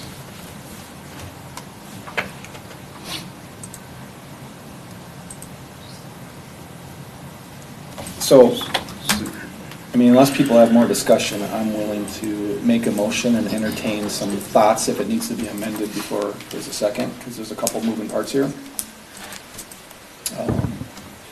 I'll make a motion to approve the IUP. And the condition is that they're coming back in front of us for site plan and plat approval. A condition is that we're going to modify the condition from a 25-year term to a 50-year term. Another condition is that we're going to move the access to the south of the machine shop. And we haven't really talked about this, but I believe everyone's in agreement. But the other condition is just to show, when they come back with their site plan, that they need to show proof of parking to meet code. I think I hit them all. Did I miss anything? I would second that motion with the amended terms to the conditions as stated. Do we have any discussion on this motion as amended? I guess my question is, so if you want to look at this as a site plan, kind of trying to figure out what is the trigger for when they would come back with the site plan review and the plat. I mean, the plat is very clear. The site plan, this is kind of it. So if there's more information that you want, in my interpretation is you want to know more about parking, not necessarily the building, or parking and landscaping and buffering in the driveway. Yeah, which could have potentially include expanding the lot to get that buffering by the parking, but that's more of a site plan issue. Sure. Is that something that you'd like to see again, or would you like to have the applicant figure it out before going to the council? I personally think that I would rather get in the habit of what we recommend the council approve is closer to the final plan than what we have in front of us. Okay. Because I know in my relatively short period in the big picture, is we've been burned by things changing. Sure. That we don't necessarily get a chance to express our thoughts on, and maybe it would change things, maybe it won't. Okay. So if the council approves the IUP as it is, they really can't make use of it, and they'd have to come back again for the site plan. Yeah, so they would have to. So it's. So are we, and this is a question, are we in the best interest to table this and ask the applicant to come back with a site plan with parking? If I'm the applicant, I want to get, I'm just speaking for the applicant, so maybe they need to speak up here, but I would want to know that the IUP is approved before I keep investing money. That's just my take. So part of the challenge, I think, is. Why don't you come forward, because this, I know it impacts you a little bit. Yeah, a lot. Please only address at this time the IUP site plan and. Yeah. That's what I'm planning on doing. Yeah, thank you. So I need to state my name again? No. Okay. So we would prefer that the IUP be approved and that we can bring the site plan, we can modify the site plan before the council meeting. We're on a timeline. We'd like to submit our permit, which a lot more details are going to come with the permit stuff, of course, by the 1st of September. So, we can't move forward with the bank without an approved IUP, so I would ask that consideration. We do understand what you're asking for, and I think some of it's relatively simple. Meaning like the proof of parking. Obviously, the moving the things south, I don't think we're in disagreement with that. It's just how, when, and where, and all that, and particularly with the potential realignment of Lawndale, it impacts all that. So With Fisher Farm, so initially they were approved for tented events, and then they had to come back again once they proposed a permanent building, which they did. I'm just trying to think if the council approves an IUP, but isn't comfortable with what they approved, there's no point in it, what they did. So I guess. we would. Well, the IUP is not giving them any rights to build anything yet because they still need site plan and plat approval. The IUP is just giving them the right to do this, but they need to get those other approvals first. But they need to come before us for a plat approval anyway. Yes. It's pretty common that you do plat and site plan at the same time. Yeah. It is common. So we can do the site plan when we do the plat. That was kind of Yeah. going to be my question. Okay, so the IUP is for the event center for this building still. For the use of it. I would view the IUP as the use of the property, not for the building. Okay. I'd view it that way more. So my thought is to go back to a tented facility. And granted, timeline, this is going to go to, if the commission is going to make a recommendation, it'll go to the city council on August 26th. Your plan is to submit building plans shortly thereafter, which would have more information for the site plan. This would be back to the commission. Well, we could commit to have, like if the site plan is critical before the approval of the council, we can look at modifying the site plan before that. Yeah. I don't know where you're going with the tented events, but we don't really plan on having, this thing's not going to be open until June of '26. We're talking a long build time. I guess I'd be comfortable, obviously, staff are the subject matter experts on this, right? So staff understands what it takes to have a viable and usable site plan. They understand the direction of the planning commission, what we want to see. So we aren't looking at a plat or a site plan approval tonight, it's just the IUP. So I would be comfortable actually, if you did amend the site plan before it got to the council and had staff review it to make sure it met the code requirements and what we want as a planning commission without us seeing it again. I know that sometimes things slip through the cracks, but if it's meeting code and you're comfortable at staff level, comfortable with proof of parking, alignments, so on and so forth, then I don't see why we can't just take it to the council at that point. Maybe we could review it again when they come back for the plat. Maybe there's some changes between then and when the plat is approved. Maybe we could see it at that point too. Throwing out there as an option.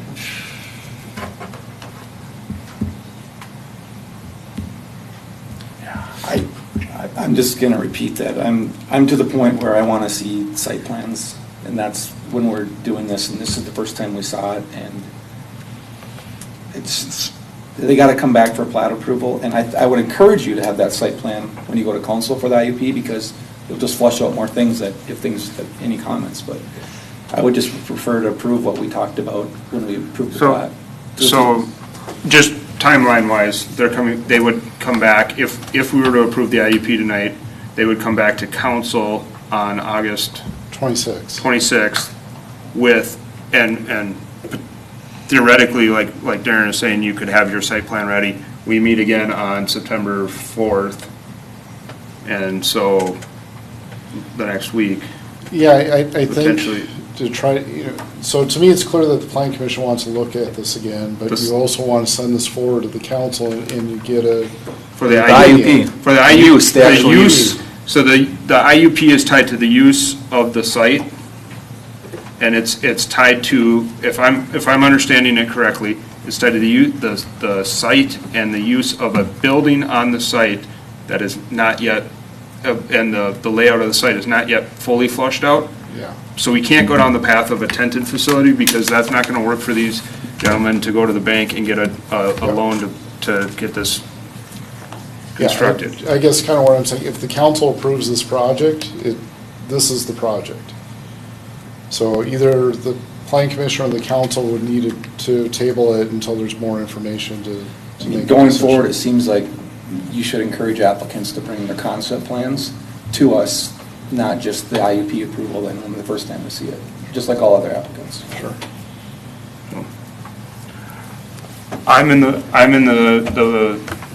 I think I'm in the, I guess from the applicant side, I don't think we have anything more for you guys, right? But I'm with Jeff on this. I think, in my mind, the layout of the site is pretty well flushed out. The parking stalls, it's easy to see where there's lots of space to add more proof of parking. And then the roadway alignment is, visually for me, I can see it. It seems like it would, if those three requirements are met, on a staff review, I'm okay with it. I would agree. There's three of you. I'm with we've been Darren. I'm burnt. with Darren. We've been burnt, so I'd rather have, it just hasn't worked out. So if I could, right now you have a motion and a second for approval. Yes.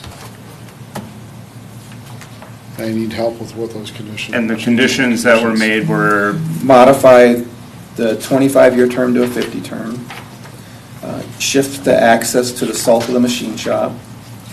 Provide proof of parking to meet the parking requirement of 249 stalls. That's were the three that I'd mentioned. If we're going to be doing site plan approval right now, I think that, the condition of buffering and, because right now either they have to shift something because the parking lot appears to abut the parking line, or the property line.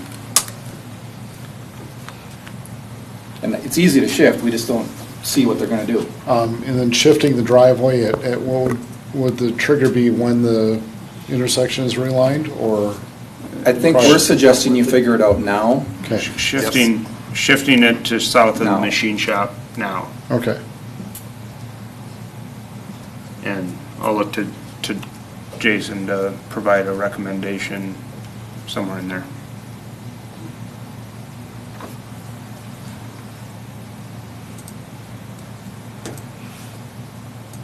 Any other conditions or clarifications?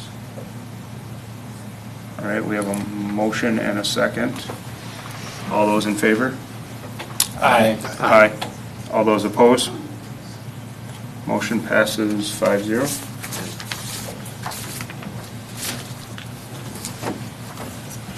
Thank you. All right, next item, comprehensive plan amendment and city code amendment related to the A3 agricultural district. Thank you, Mr. Chair. So to explain kind of how we got here, so in March of 2025, the council adopted the A3 zoning district. The A3 district allows the development of unsewered residential lots with a net density of one home per, I'm going to say, 2 homes per 20 acres. And a minimum lot size of 1.5 net acres. So once again, in just general terms, it's 1 home per 10, or 2 per 20, 4 per 40. The city did not adopt or did not amend the comprehensive plan at that time. Since March, we received a notice from the Met Council that the A3 district is not compliant with the 2040 comprehensive plan because we don't have a land use category that allows unsewered residential development.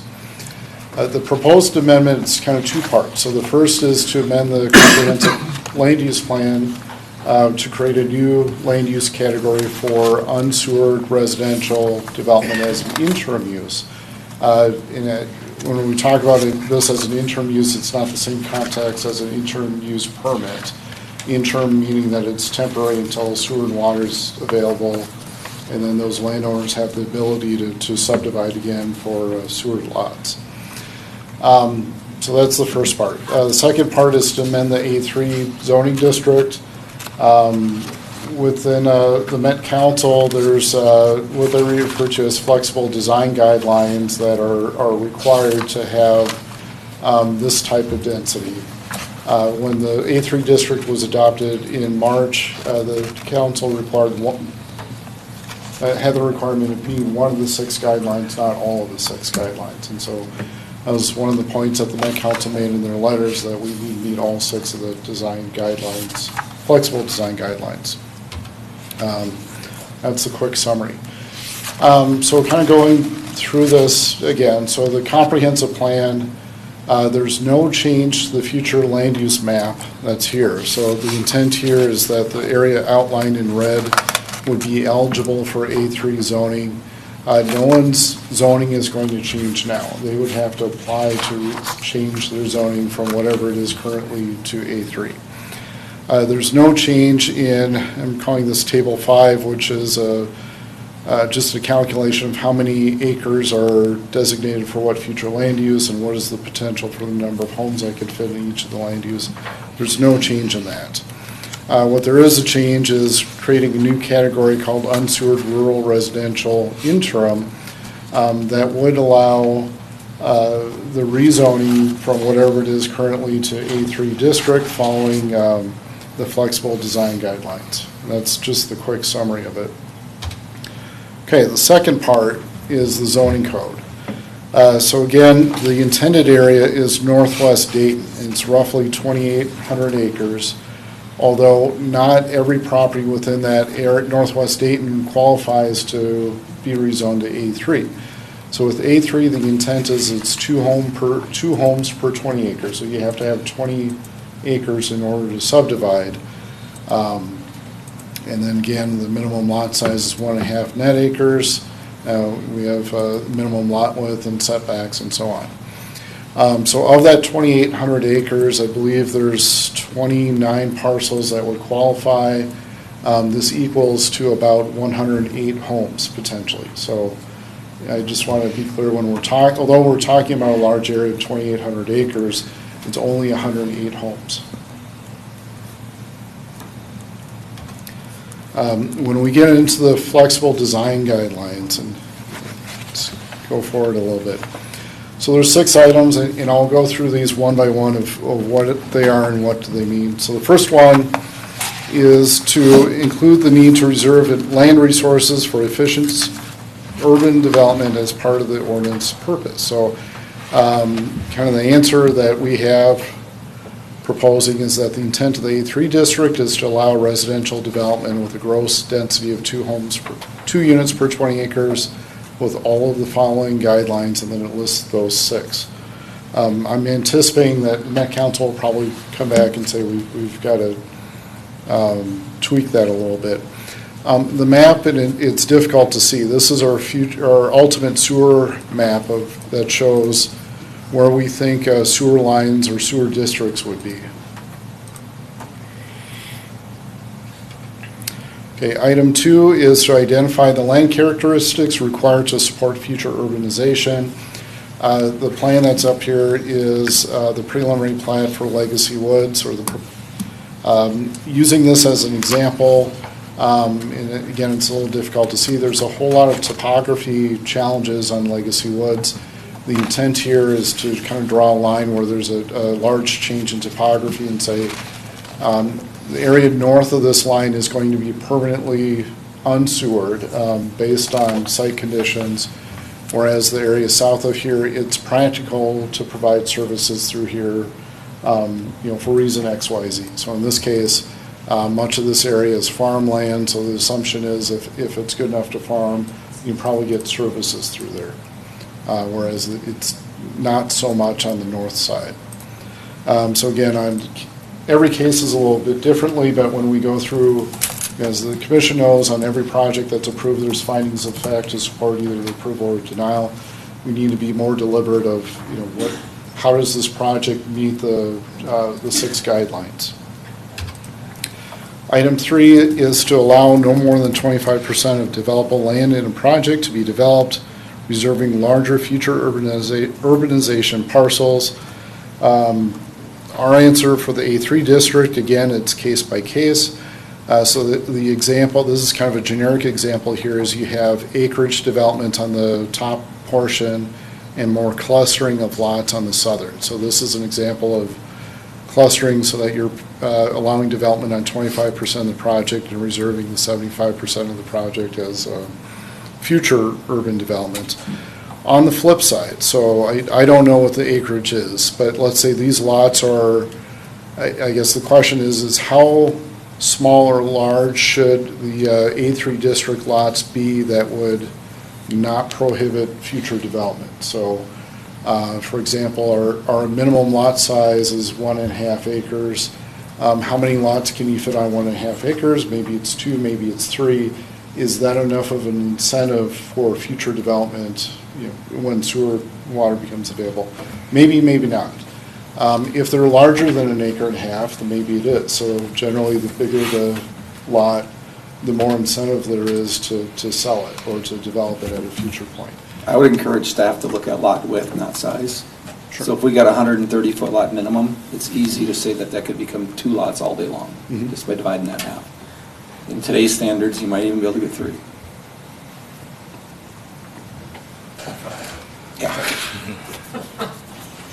Item 4 is to protect future urbanization parcels with temporary development agreements, easements, or deed restrictions. So what does that mean?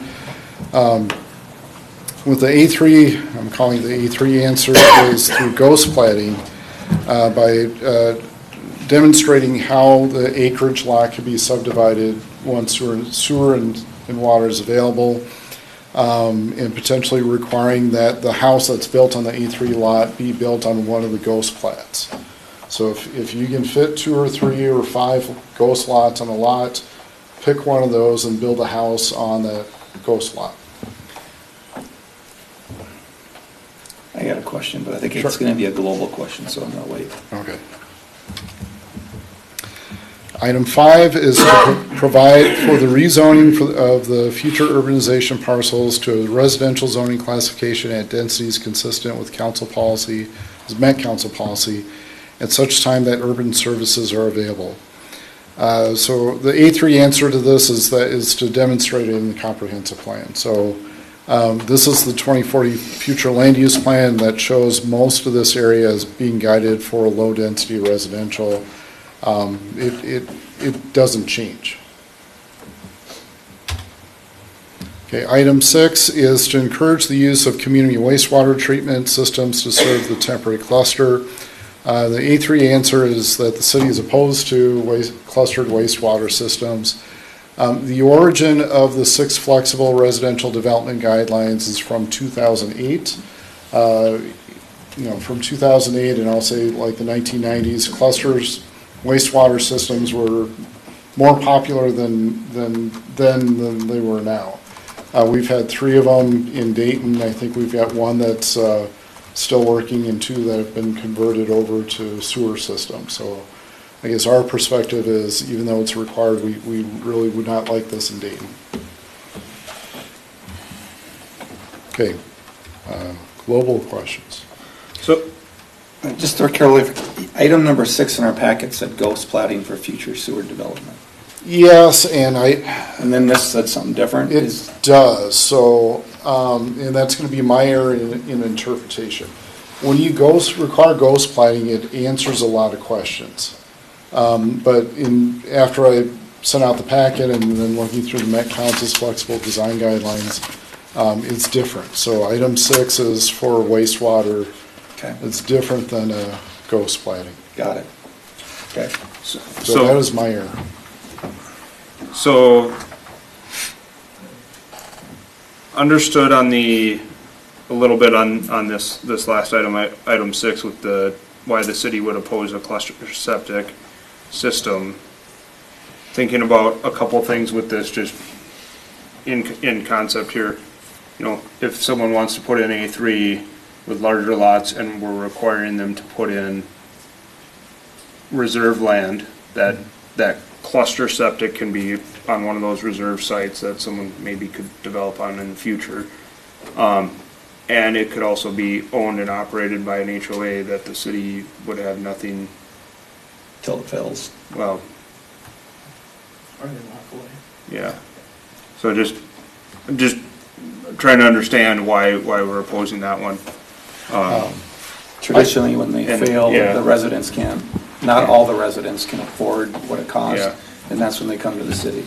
Yeah, so I know and maybe Dennis or Jason I know you guys are going to be more aware of this than I do. So, I mean, this is a current, it was put in as a cluster septic system in early 2000s, I think. Yeah, and then so this is a good case study. It was installed with the development in the early 2000s. Maintenance was not performed. They went in and had to rehab it, and they couldn't afford it, so they turned it over to the city. So the city did require that the pumps were replaced. I mean, the rails were frozen because there was no maintenance on it whatsoever. But had them bring it up to standards, which was cheaper than replacement, I guess, and they couldn't afford the ongoing maintenance, so the city did have to take ownership of it. So luckily, we had sewer nearby that we could connect to at that time. We've had issues with this in the past as well, so, just clarification on that. And, single site septics are rock solid. Yep. Is there a way that you suggest we go about this, discussing the 6 points? If you want to go one by one, that'd probably be the easiest. Yeah, I guess then the first one, for Legacy Woods. Well, wait. Yeah, go ahead. Before we open this before we open our discussion, any more questions on this for staff? At the time. This is a public hearing, so I'm going to open the public hearing at 8:34. If there's anyone here to discuss this one. Yeah. I was really interested what your discussion was going to be. I was wondering if that was going to be. Maybe you'll take care of it for us. No, I doubt it. Hopefully. Again, Terry McNeil, 15601 Brockman Lane, Dayton. I find this interesting. Again, my residence in my 30 acres is across from the proposed residential development, and that's really the trigger for this A3. I find it interesting. As I look at the packet, Dayton City staff presented a proposal to submit a comprehensive plan as part of the action considering the zoning ordinance. And the city of Dayton, the city council voted to deny submittal of the associated comprehensive plan amendment while proceeding with adoption of the zoning ordinance. I just find that really odd that council would do that. I can address that. The reason that we did that is because some of us still maintain this is not necessary. The Met Council we have asked the Met Council to point out where in our comp plan the A3 district violates, what it violates, and they have yet to do so. Other than a generic, it doesn't meet the comp plan. This, in fact, if you look, this is to amend the interim use plan section. We don't have that section. We weren't required to have that section. So really what this is a discovery, so to speak, as to what really is required. We have been in talks with the Met Council. We continue to be in talks with the Met Council. And I personally maintain that if this amendment gets us to where we need to go, then I think it's a good idea. I'm not so sure. I still maintain we don't need it. Met Council has a big hammer, though. Yeah. So Met Council is probably the least popular body, governing body in politics. It's not even a political body. It's not elected. We have no choice on who represents that and what they do to our community. So I can appreciate, Mayor, your thoughts on it, but I also reading in the packet, I see that Met Council says, hey, everything's on the table, including legal action if you guys are out of compliance. So I understand why we're here today. It concerns me, and maybe it's really confusing stuff. That's why I was hoping you guys were going to talk about this stuff before you got public comment, because I may want to come back after I hear more explanation from staff. But my notes, as I read that packet, it says, as indicated in the October 2024 memo to the city and in the flexible development guidelines, if the city creates a new ordinance following the flexible development guidelines, which is why we're here today, an amendment to the city's 2040 plan and the city's new ordinance need to be submitted to the Met Council for review and approval. The flexible development guidelines provide planning tools that work together rather than independently of one another to ensure the future development of the land at residential densities of at least 3 units per net developable acre, which will be 3.5 units per acre under Imagine 2050. So, am I right, or do I understand this correctly? Not am I right. Do I understand this correctly that, this is still going to require, when sewer comes out, a density of 3 units per net developable acre? Today, under the 2050 plan, it will be 3.5. Yeah, 3.5. I don't interpret it that way. I interpret it as that the citywide density needs to be 3.5 units per acre, not a specific site. So if we choose to have a site that's operating at 2, so be it, we just got to make it up somewhere else. Okay, do we know which, John, I think you said 3.5 units per acre. Darren, It's 3.5 is going to be the new requirement. Yeah. So I'm just kind of, my Okay, brain so thinking that's- that, yeah. So that- Currently, it's 3, but Yeah, the yellow area on the map is guided for 3 to 5 units per acre. Yep. So, I come at this at the view of being a property that's going to be affected by that future development in what I believe is an adverse way. I look at this and I'm wondering, that development, once we clear the way with rezoning this, and that development, we start developing these properties, one, they're not sewered, right? And do I understand that? Septics. Septics, right. And they're permanently not going to be sewered? Like they're never going to hook up, or are they? They're still guided. Okay, they're still guided. So when sewer comes in, will these homes be forced to hook up? No. Okay, so then every one of these houses that is not sewered and is not forced to hook up, in my mind, that increases the cost per unit of those that you are going to require to be sewered. it's a two-sided formula, because the Met Council's losing more money than we are. So I guess I'm not even looking, I'm just looking at cities typically make money or support development by hookups. And if we are taking not just the parcels across from my property, but all of this northwest area, and 29 parcels that qualify for this, and say, you don't have to hook up, to me, that is significant revenue loss. So that's one thing. The other thing that I'm not comfortable with, or I would caution, I think you should think about, is this is going to stagger a lot of development.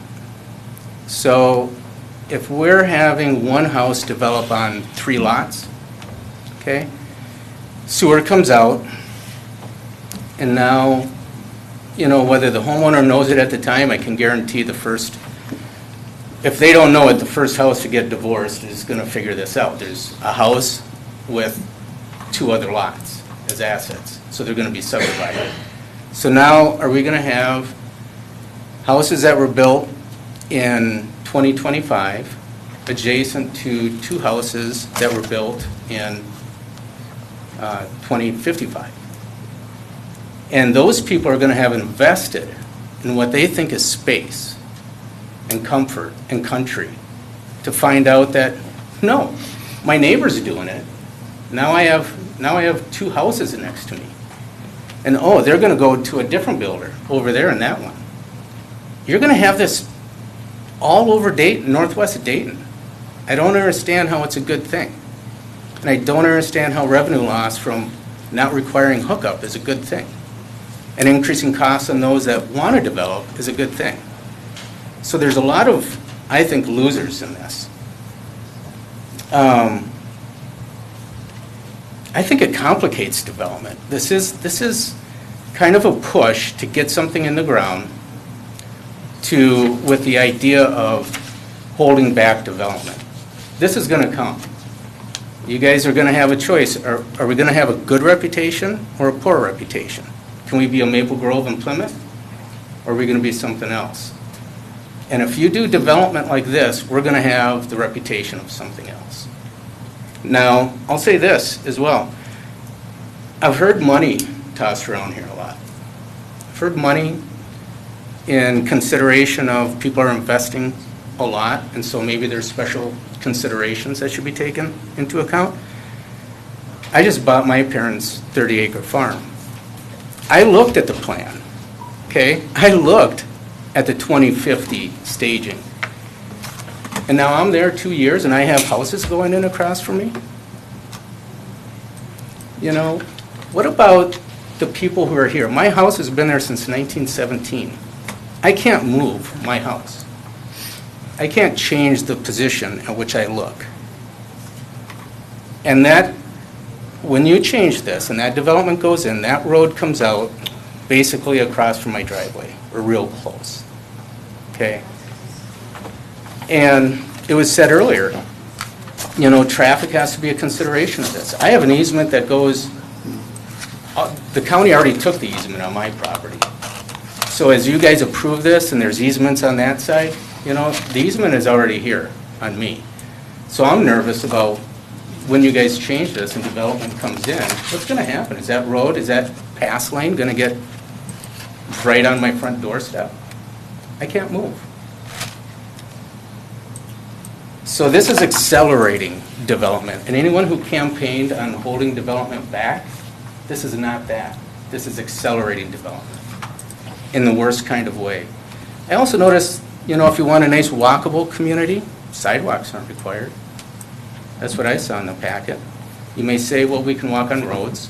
Walkable communities, if that's what we want in this area, there's trails. I would think that we would want curb and sidewalk. You know, I looked at the March 25th, there was a work session, and Mayor Fisher, you mentioned that, hey, you want the Parks Commission looking for available 40 to 80 acre parcels. I assume that's for parks. We're looking for an athletic park. Okay. Well, does this eliminate any possible 40 to 80 acre parcels? I would think it does. Now, lastly, you know, I'm requesting, you know, because this is connected to development. We've mentioned topography. I've had Jason out at my property. He's walked my property. I have very unique circumstances on my property. The water from that side of the road goes into the ground, goes under the road, and it drains into my property on its way to the Crow River. I have at least 2 springs that run 24/7, 365. If it's 30 below, it's creating a glacier. I have video of last year's coldest day, I think it was 20 below. I have water flowing on my property, and it just freezes on itself. That happens 2 places. Before they run to surface water, they meet in a holding pond. It's a natural holding pond. And any of you are welcome to come out to the property and look at it. My concern is, you change this zoning, you put in basements, you develop roads. Surface water, I think everyone has good control over. They have good know-how. But I haven't seen an environmental impact study that talks about groundwater and where that's flowing. Come over to my property, you can clearly see it's flowing onto my property. Now, if this increases my flowage, I've heard people talk about, well, I want to pass something on to my family. You know what? This property's been in our family since 1917 at least. So I was hoping to pass, I bought this as part of my heritage. Now, if I see that this is damaging my resale value, I have to look for recourse. And these are the type of meetings, and the council meeting is where, I start establishing recourse. So I'm asking for an environmental impact study be done. You can evaluate my groundwater. You can evaluate the flowage, okay? Potential impacts. I've contacted the Met Council, surface water contact. Her name is Judy. And I've also contacted the DNR because I want them to come out and take a look. I've contacted the DNR and the DNR watershed assessment team, the watershed health assessment team.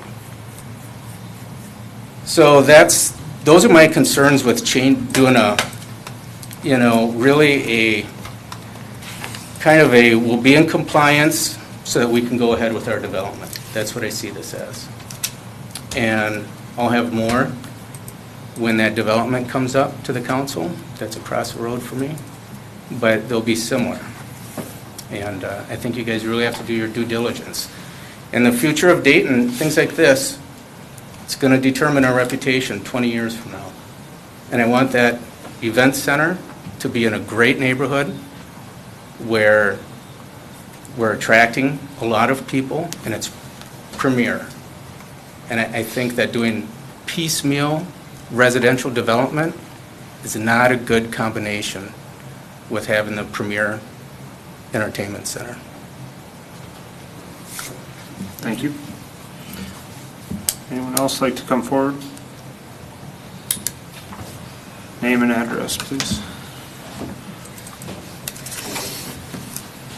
Zach Brown with BK Land Development, 13311 Arrowwood Lane North, Dayton, Minnesota.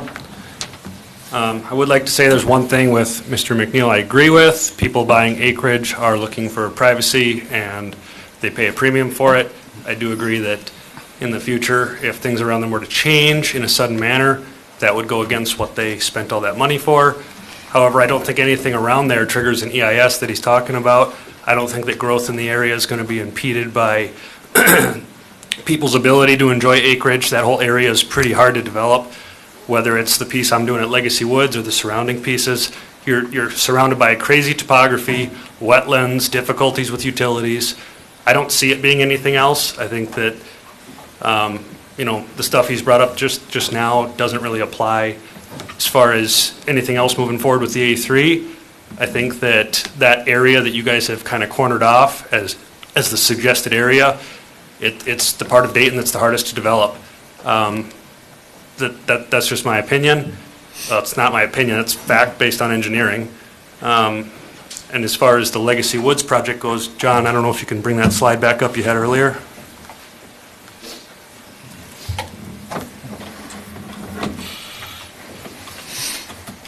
That one there. How did we come up with this line of what's sewerable and what's not? Just based, I'm going to say generically, but essentially that's where there's a valley that cuts through the project. That's where the tip of Lake Laura drains into a wetland. That's probably the lowest spot. There's about a 65-foot elevation change coming up past that to the south. I would say if you wanted to look at the line for what's like realistic, you're probably 600 feet north of where you should be. And it could be. So the it's not intent, could, I mean, that's, okay. I can show it to you with engineering. So, and that's the intent, is, when going through the planning process of defining what is the area that could be serviced for sewer and water, and what can't be for whatever reason, and defining what those reasons are. So this line was just made off of drainage ditch? I need to put the line somewhere, and that looked like a good place to put it. Sounds good. Okay. It's not quite right, but Sure. I'll go with that. Mm-hmm. If that were to be moved, I think that'd be more suitable for the argument of getting this project approved. That's all I got. Thank you.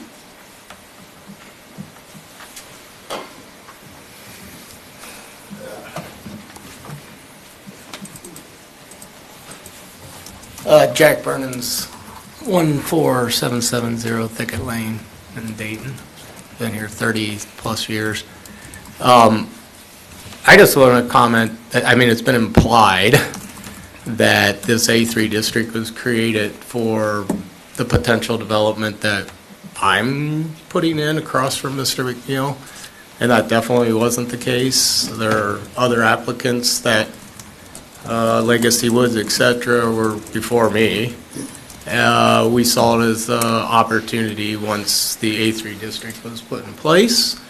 And I think a lot of the comments are personal because he lives across the street from said future development. So I support the A3 district. I think it fits with the vision of Dayton, trying to keep things rural. And, you know, at some point, sewer and water will cover the whole Hennepin County. And there's nothing we can probably do about it. But in the interim, I think people can enjoy larger lots, and they have, and there's a lot of people that would like to, including Mr. McNeil, who has 30 acres that he enjoys. Thank you. Thank you.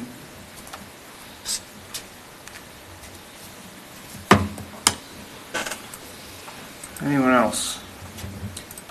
I'll mention there's two persons online. If you'd like to make any comments on this one, if you could just raise your hand.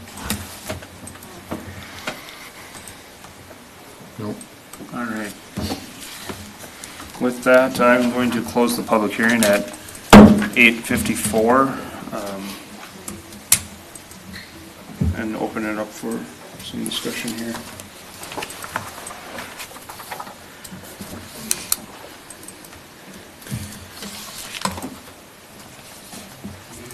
Where to start? Yeah, well, part of me wants to understand how to apply these 6 flexible design rules, because I see a lot of subjectivity when you go to apply them. And to me, I think if we talk about it, maybe that's going to help staff apply them with the Met Council. And so to me, that seems like where I'd like to start, but I'm open to suggestions. So, I guess in my mind, I hear some of the comments from some of the residents here, and you know, what do we want? Just holistically thinking, what do we want to be as a city? I brought it up when we were discussing the A3 district. I brought it up with, I believe, both Jack's project and Legacy Woods. There's a neighborhood in Maple Grove, Appaloosa Woods, just north of the Rush Creek Golf Course. It was developed very similar to what we are talking about in concept, right? They were developed wider, shallower lots. Folks in that neighborhood are starting to sell off. The houses were kind of offset or center lots, so you got a lot on either side, and they're starting to sell them off. They went from 3-acre lots down to, some of them are down to 3/4 of an acre. Some of the homes are being built are some of the homes in the neighborhood are 1970s split level homes that are selling for, I'm not joking, they're selling for $750,000, and some of the lots are selling and building $2 million homes on them. So when we think about what, and this is maybe to address Mr. McNeil's comment, what this provides is it provides an option for someone to enjoy that larger lot in the immediate future subdivision. We get different housing products right in the same neighborhood is actually kind of a unique feature. I live in a Lennar neighborhood. I have a cookie cutter house. I hate driving through my neighborhood because 3/4 of my neighbors have my house. I love my neighbors. I love, but I think this gives us a unique area and a unique option for the future.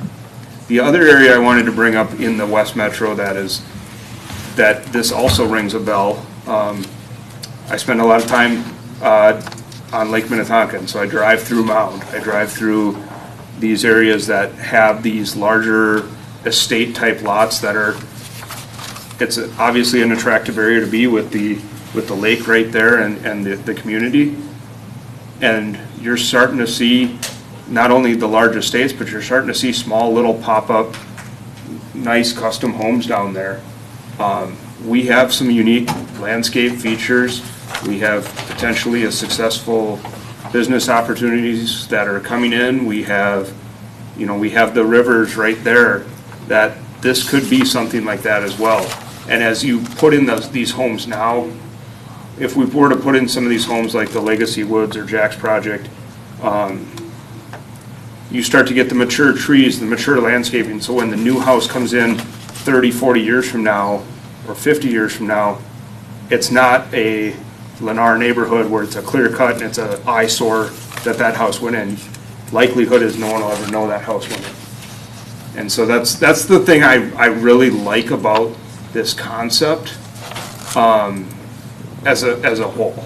And that's just me speaking on some things that I think about when I think about these. So Darren, to your point, the lot width is very important to me as we think about these.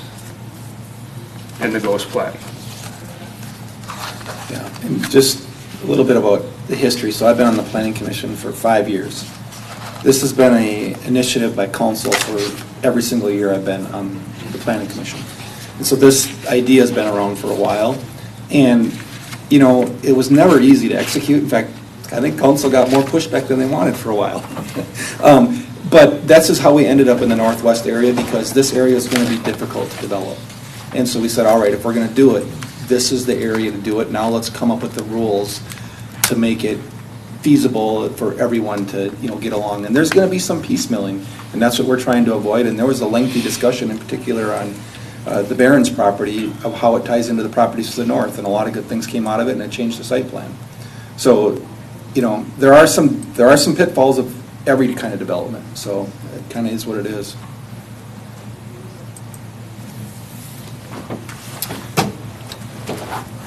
I continue to support the A3. I mean, I think that is the one unique thing that we can do right now for Dayton, is to provide people the ability to have larger lots and neighborhoods that are a little bit more spread out, that don't want the Lennar neighborhoods. I live in an area where I bought part of my neighbor's lot and built a newer home next to older homes, and provides character. I don't know. I mean, I guess everybody thinks of it totally different. So I can't really judge that concept because I'm the one that did it in our neighborhood. But yeah, I mean, I think what I've heard my whole time on the planning commission is the rural feel, rural feel, rural feel. And we put in Bleasy Farms and its garage doors, and we put in Lennar developments and its garage doors, and like, this is our chance to preserve this corner. And yes, some houses are going to sell part of their properties over time. There could be whole neighborhoods that never do it, and it's just beautiful large lots for the next 50, 60 years. I think it's a chance for us to preserve that rural feel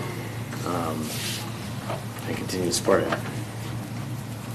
We'll talk through the items here, but can't do it. But yeah, I still would like to talk to you some items just to help staff, and well, obviously, it'll help put some perspective on things. Yeah. Yeah, I think that makes sense for us to go through in detail, like you said there.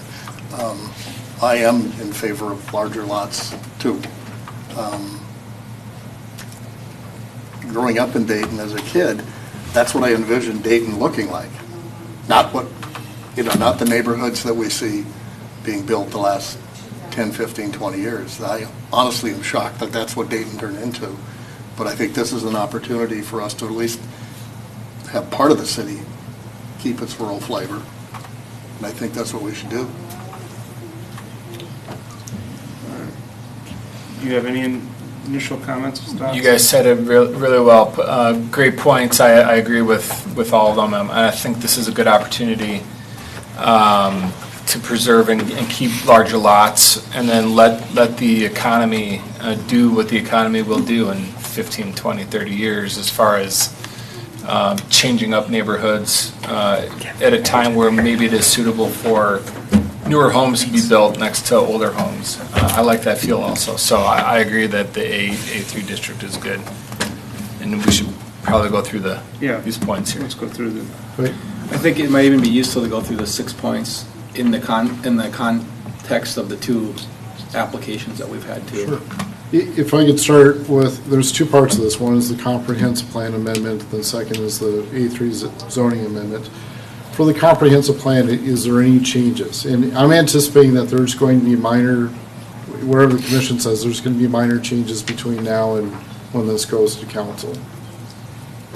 I know the Met Council is reviewing the staff report for this, and I'm assuming they'll provide some comments that we'll have to meet, but I don't think they'll be major. So again, with the comprehensive plan, the intent is to identify the area that would be eligible for A3 zoning. And we've had this conversation numerous times in the past. I just want to provide the opportunity again to confirm that this is still the area that we're looking at. Yes. Okay. Yeah. Yes. I'd agree. Agree. Are there other areas in the city that may fall into that same parameter? It grew. So when we started out, it was still in Northwest Dayton, but it was a much smaller area. Through conversations with the council and the commission, it grew into a larger area. So generally speaking, I'll say that the south boundary is North Diamond Lake Road. The east boundary is the future Dayton Parkway extension, and then we have Dayton River Road to the north and Brockton, or the city boundary to the west.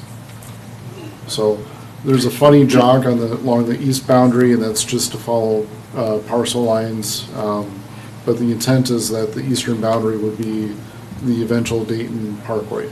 And just to clarify what you said, the west boundary is the city limit line? Yes. Okay. You said Brockton, but. Oh, yeah. I just wanted to clarify that one. In some areas, he's right. Yes.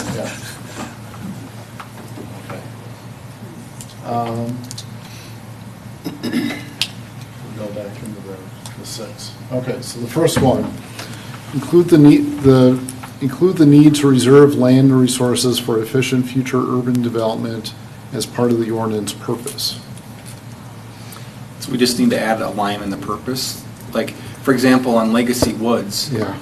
I know you had checked that they didn't do a ghost plat, but I thought they did. Well, so my point being is that I'm going to repeating myself.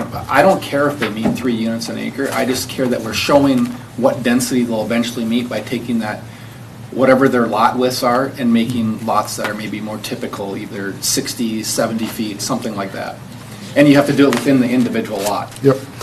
That is probably more appropriate for one of these other numbers. When we get into the purpose, and to kind of reiterate or summarize what some of your discussion is having the rural character that we have in Dayton, in allowing future urbanization that may have more character versus just the straight cookie cutter development, if that were the only thing that would happen 50 years from now. There's a better way to wordsmith that, but that's kind of how I'm trying to characterize the comments that I've heard tonight. Is that fair? Or am I missing anything? I think the Met Council's focused on the word efficient. And I think one possibility to maybe to your point of lot width, if we provide a certain lot width, we can show that it's more efficient to subdivide those lots in the future. Right. And if anything, that's where I guess I'm going with this too. Is if anything, if our code has to be slightly tweaked, it's maybe with the minimum lot width. Okay. If we're having trouble meeting some of the requirements by the Met Council. Okay, so from after A3, let's say the with sewer and water, we'd have R1 zoning, which is 80 feet. So you'd have 160-foot width at a minimum. I mean, is that adequate, or do you want to go bigger or something What's else? the current code that 130? I think it was 140. I mean, I don't know if 80's the threshold, when public water and sewer gets there. I think 80 would be useful if you want to maintain the same character of a neighborhood, so meaning that these homes are likely going to have wider widths in the front, so making a bigger lot next to them is going to maintain that character of bigger homes if you have 160 of both 80/80s. And I guess part of it's going to go down to if we're requiring deed restrictions on, like, if it's one lot that's 160 and the 80 is buildable and the other 80 has to be reserved, if that's literally what we have to go down that path, then I think we need to change from 130 up. I think it's going to be more difficult to execute that at 130, especially because people are going to want to build bigger homes. Sure. So right now, the minimum lot width is 140. So would you like to increase that? I think that should be on the table when we think about how to meet these goals. Okay. So I guess what I'm asking for is if you'd like to change it, like, do that now. He's putting it on the table now. Yeah. Yeah, and I'm saying it'd be a better decision to, after we go through all 6 of them, I to see. see how they Okay, interact I got it. together Yep. versus just saying, let's do We'll this come now. back to this one. Yeah. Okay. Let's go to number 2. So identify the land characteristics that required to support future urbanization. So it is similar to what Zach Brown had mentioned, is prove that this land is capable of being sewered or not sewered. In the Bernens property, say it was proven to be sewerable, is that going to change how we do something? It'll be case by case. But don't we have to define what we're going to do if it's one or the other? What, are you saying in a case of like the Bernens property, we might go wider lots and? To allow for future urbanization to meet the Met Council. Yep, and in the case of the Legacy Woods project, it's maybe narrow lots that are longer and. It could be, that's more up to it's more up to the applicant in the sense that if you can't sewer it, why is it doesn't matter as much. Yep. I know it's complicating things, but that's the gist of the question from the Met Council. And if you can't sewer it, it's because of topography issues Yeah. most likely, and then you're gonna have odd lots anyway, which are gonna be challenged to split or Right. to maintain 80-foot frontage. Yeah, and so it's pretty easy to identify it, but I think we're getting right back to the lot width question, even with this Yep. question. Okay. Okay, keep going. Yep. Okay, item 3 is allow no more than 25% of the developable land in a project to be developed, reserving larger future urbanization parcels.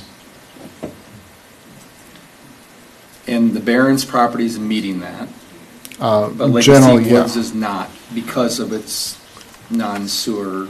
So in the Bernens project, and I'm generalizing, so let's say it's 25% that's going to be developed and 75% that's going to be left as agriculture and the event center. In Legacy Woods, you have large lots and they vary in size. So I think what the Met Council was getting there was, so for example, the Bernens property would be clustering. Yeah. Legacy Woods would fall under this build-out plan, ghost platting. Right. So they would just want the Legacy Woods property ghost platted. And again, we don't need to meet 3.5 units an acre. I think that whenever the Met Council says that, we need to push back and say that's a city goal, not a project goal. Sure. So then I've got the yellow bubble there, is how large is large enough? And that probably goes back to the lot width. Yes, it does. Yeah. But again, if the city makes a choice to sacrifice some revenue with hookup fees and stuff to get this, that's the choice the elected That's the people are city's making. choice. Yep. Okay, anything more on this? I think we can go to the next one. Protect future urbanization parcels with temporary development agreements, easements, or deed restrictions. There's a lot of ways to go with this. So, with the Bernens project, you're clustering lots. And so the restriction there is you have the 75% of the project that has a restriction, you can't use this for residential until sewer and water is available. Legacy Woods, it's more difficult. So is it you require ghost, you can only build on a ghost lot, or you have some other deed restriction? So again, it's kind of, every project's going to be a little different. And we didn't do any of this on either of the projects, really. Is that correct? No, but neither of the projects have final plat approval yet, so they're still in progress. I think the plan was the ghost plating would. You would answer The that. ghost yeah. plating getting would answered. work it out, and then you would basically require them to build on a portion of the lot and not the other portion. That's what I recall. But we would, and I think just for clarity with our code that we have, and I think we should allow accessory buildings on the other buildable Yeah. lots that Yeah. someday might Yeah. get tore down, but so be it. They can be raised, easy. And I think so the ghost plating, who would record that? Would the city record that? It would. I'm trying to think of how we would, well, it would just be part of the final plat, the resolution for the final plat, or part of the Okay. development agreement would include the ghost plat. And I think when I don't remember if it was Zach I talked to or who it was I talked to, but, I mean, there could be a case where you have a house, you know, a massive house that's going to fit on Two lots. two lots, and there's not a problem with And that. to me, there's not. Yeah, I mean, the idea of, you know, if you, it's not, Sometimes the two big houses are the first ones built down because no one wants them and the land becomes more valuable. Sure. So it goes both ways. yeah.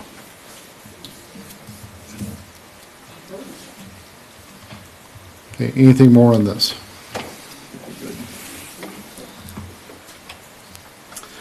So number five is provide for the rezoning of the future urbanization parcels to a residential zoning classification at densities consistent with the Met Council policy at such time as urban services are available. My interpretation in this is it's through the comprehensive plan of showing that the area within, you know, the Plan A3 district is planned to be sewered at whatever the density is that's applicable at the time. So right now, it's the yellow is 3 units an acre. Every comprehensive plan cycle, it's going to be Doesn't yellow have a something different. range, actually? 3 to 5, I thought but, it was 2 to 3 and a oh, half. 2 to to 3 and a 5, half. yeah, you're Or maybe correct. it's 2 to 5. It's 2 to something, Yeah. I think, you know. And even then, there's an exception to have sewered lots even below that, as I recall, but we have to designate those uniquely, Yeah. whatever, that's still, I just took this to mean we got to guide the use for low density. Right. Right, yeah. That's the way I read it. Do you interpret it that the Met Council's asking us, so say our lowest density in the yellow's 2, are Yeah. they gonna push back and say that, well, you need to meet a minimum density of 2 in your ghost plot? I don't believe so. We've got to make that up somewhere else in the city. That's what I'm. So, yeah. Their example does show, I'm trying to figure out what this would work out to, 6 on a 2.5 acre lot. I think is a minimum, but yeah, it seems to be that, I mean, right now we can do in a sewer development, 2 per acre. It hurts us elsewhere, but we can do that, so it seems like it should be, seems like we should be able to get away with that here. Yeah. 2, but what happens if it's 1.5 with the ghost plotting, is my question with the Met Council. Oh, yeah, I would think they probably not like that, but, So- see, I don't know that they're gonna see the ghost, that's what I'm asking, where this ghost plating ends up. If the Met Council's going to see the ghost Yeah, plat? if it's gonna end up in No. a file cabinet, nobody cares. But if it's gotta get, you know, periodically, I don't understand how they see some of this stuff. They would not see a ghost plat. Unlikely. So I mean, similar to, I don't know if it's on the next slide, so like Wild Springs. You know, so that was ghost platted in, I don't know if it was the 1990s or whatever it was. It's helpful for us as staff because we kind of have a better understanding of what the city was thinking when they approved it. It gives us a little bit of guidance if and when sewer and water becomes available at some point. But whatever happens there is going to be totally different than what was thought of in the 1990s. Anything else on 5? Okay, and then 6, this gets into the cluster septic systems, which again, the city would like to avoid doing this. So whether it's amending the lot width or not, I know that we put a lot of thought into it, and it's kind of going to be a little bit of a trial in the air, but Yep. I don't know if it's absolutely necessary at this point, but I think that if you wanted to show more density and get more density, it'd be easier if you required larger widths. Is there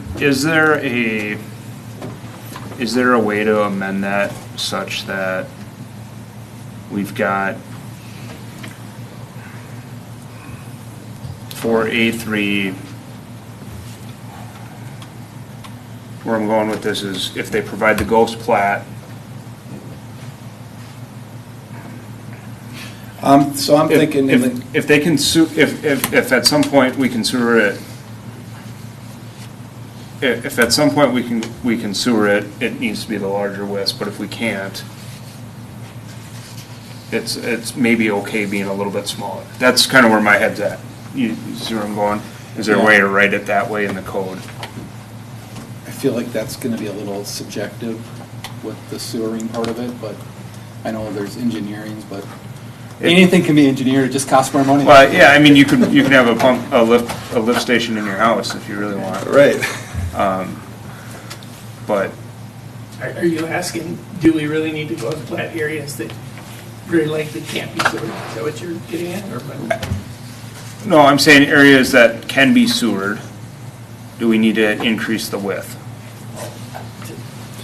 And I guess that becomes the question is like, how are we gonna apply the deed restriction? So if we've got a 140-foot lot, are we gonna split it in half, 70-70? Are we gonna give the first home 90 feet and the next home 50? I mean, that's where I think it's important to bring up, Terry's point of not piecemealing is, I think it's important to keep the character relatively similar.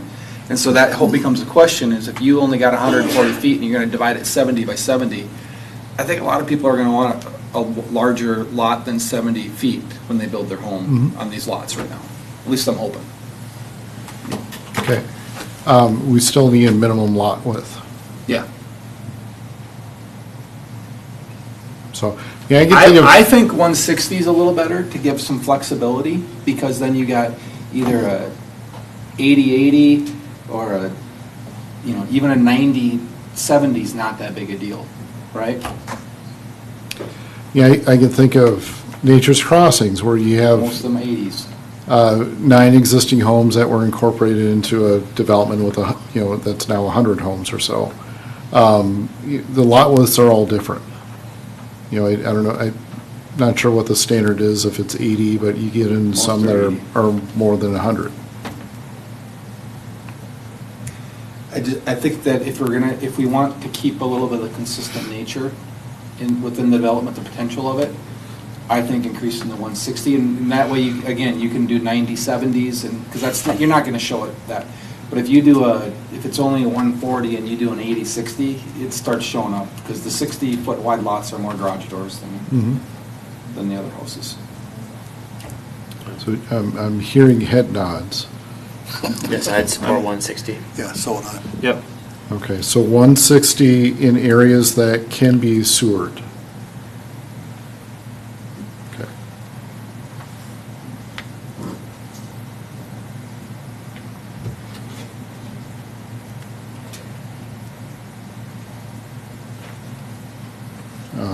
The 1.5 net acres, is the commission still okay with that?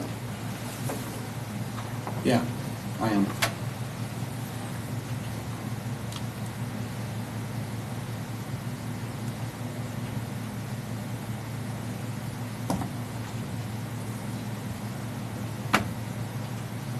Any other changes?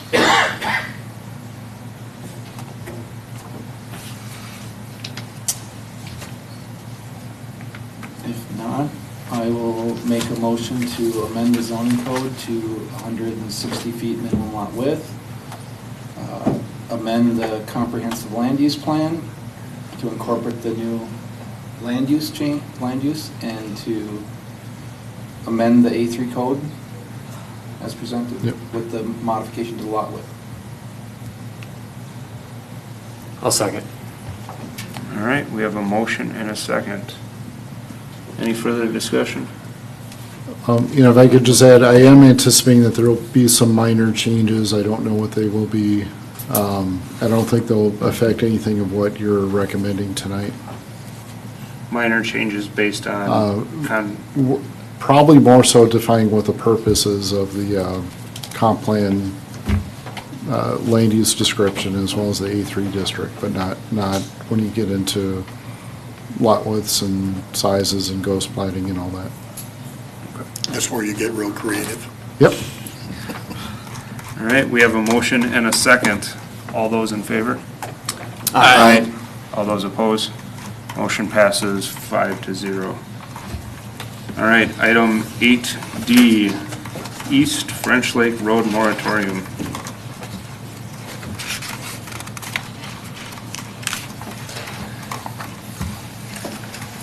I'm just going to stay seated. Okay, so in April, the city council, well, I got to go back before April. In March, the Plan Commission, the city council reviewed a concept plan by Asten for a 200,000 square foot warehouse industrial building. The commission later kind of questioned, okay, if this gets built, what happens next to it? How do we, where's the road going to go? What's the land use going to be? There are more questions than answers. So the council adopted a 6-month moratorium in April. Stantec has prepared 3 different concept plans. So the commission reviewed it last month. Had kind of a preference on, I believe, there's a majority of the 3 commissioners that were here had a preference on the road corridor or the road layout. There was not a preference on land use, so that's kind of the quick summary. Here are the 3 options that were presented. So we have option 1 is residential heavy, option 2 is industrial heavy, and then option 3 is 113th extension figure. And I'll just say, Asten has also provided a 4th alternative, and I'll get into that after this, but Jason, if you could maybe go over each of the 3 for those that weren't here last month. I will say that the only thing that's changed from last month to this month is that the Plan Commission did recommend shifting the intersection of East French Lake Road in 117th. That's shown on the middle example of the industrial heavy figure. Sure, hopefully the council, or the commissioners that were unable to attend the last meeting were able to watch. I don't know if that's the case or not, so I'll just go through them very quickly. As John mentioned, we did kind of 2 scenarios, if you will, to start with. One was, I'll say, a more residential heavy, which is shown on the far left, which shows kind of a ring road, if you will, to the area that was identified as a non-residential of a commercial industrial area, with residential continuing out to East French Lake Road and up to 117th. And then the southerly portion of the study area, which is actually pretty consistent through the 3 options, staying as a lower medium density residential. Moving into the industrial heavy figure, that was to concentrate more industrial or non-residential, again, continuing that use out to East French Lake Road. Again, in a sense, just extending that ring road, if you will, to encompass the area that's to be industrial with, again, the low to medium density residential continuing with the south. And then the figure on the right being 113th Avenue extension, just an alternative connection to service the area. So it would require the connection from the roundabout users going to the south down to the existing 113th and then continuing to the east to get to that portion of the industrial area.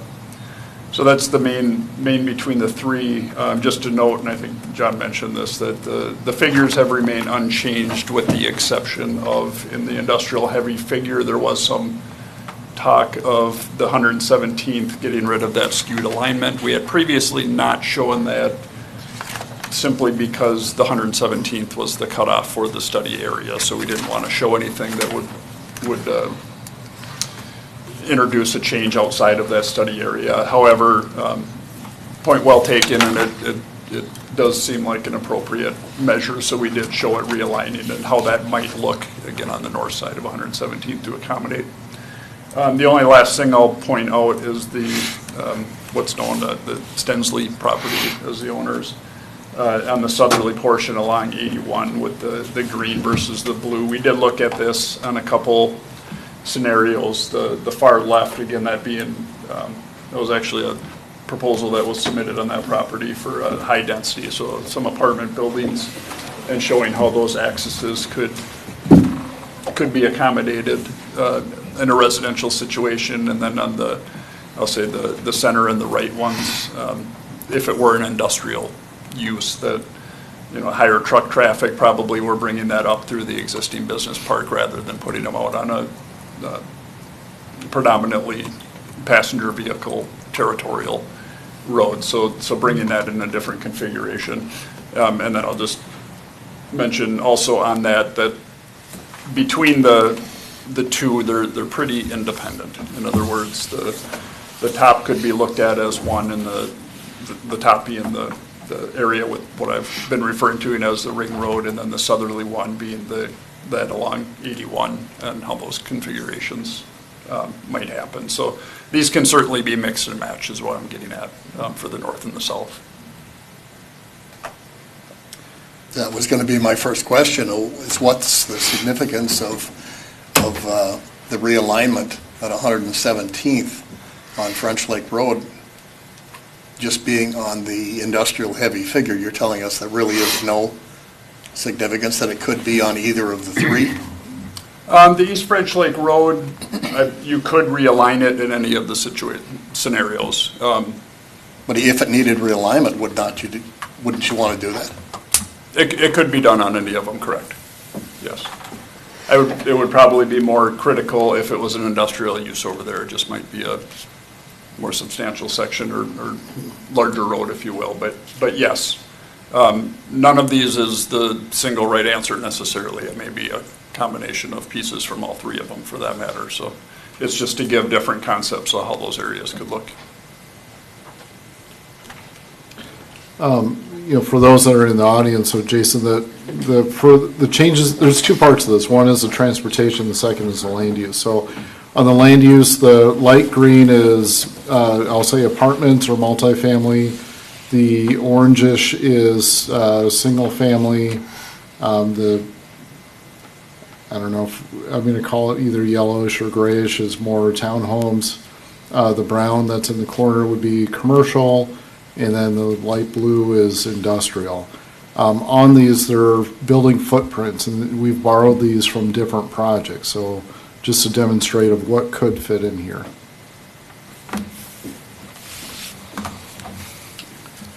So again, the two problems that we're trying to solve tonight is both land use and road corridors.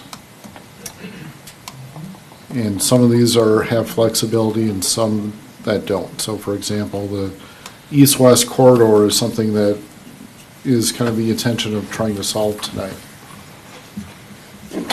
And correct me if I'm wrong, Jason, in either, well, and I think in most of these scenarios, the 113th and Dayton Parkway intersection would be changed.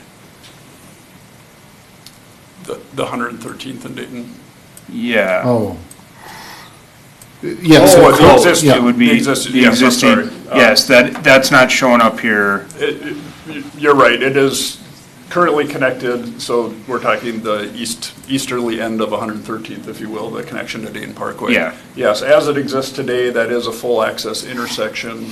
We are expecting or planning for that to be severed at a later date. That date being when Dayton Parkway and 81 intersection is expanded, a median will be extended through, making that a right in, right out at best, but with traffic levels continuing to increase, we expect that it'll have to be closed completely with an alternate access being utilized. So you're right, that is not shown on here, but long-term on any of these scenarios, we do anticipate that to be severed from Dayton Parkway. And the reason for severing that would be the intersection is too close to 81? A couple, as mentioned, when the intersection is expanded on 81, the leg of Dayton Parkway lanes will be added, and there will be a concrete median extended through there. which would prevent ingress onto 113 as well as left turns out. And then again, so it would become a right in, right out at that point. But then again, because of its proximity to 81, just with the amount of vehicles coming in, at some point, we expect it to be an unsafe intersection and have to be disconnected and a safer route provided. And then just one more clarification for, I guess, people who may not be paying as much of attention. The north-south, it's probably best shown in the residential heavy figure from 113th to the north. That is,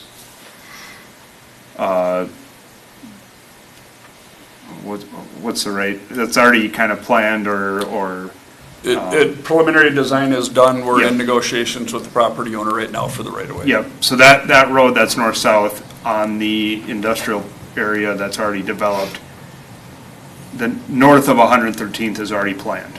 Yes. So, yep.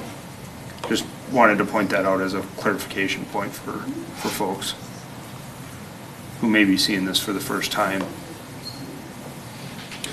Jason, if you could just point to which road that is. Oh, sure. Yeah, I don't know, probably not showing most people, but, between 113th and to the north on all of those.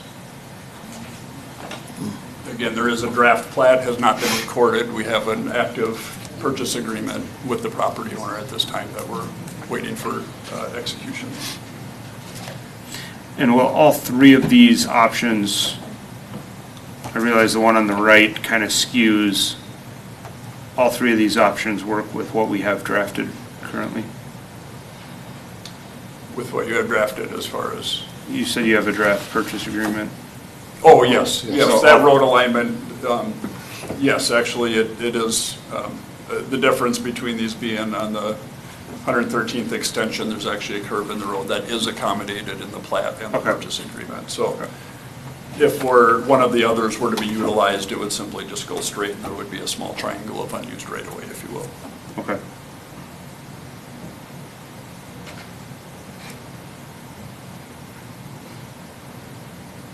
Any other questions for staff?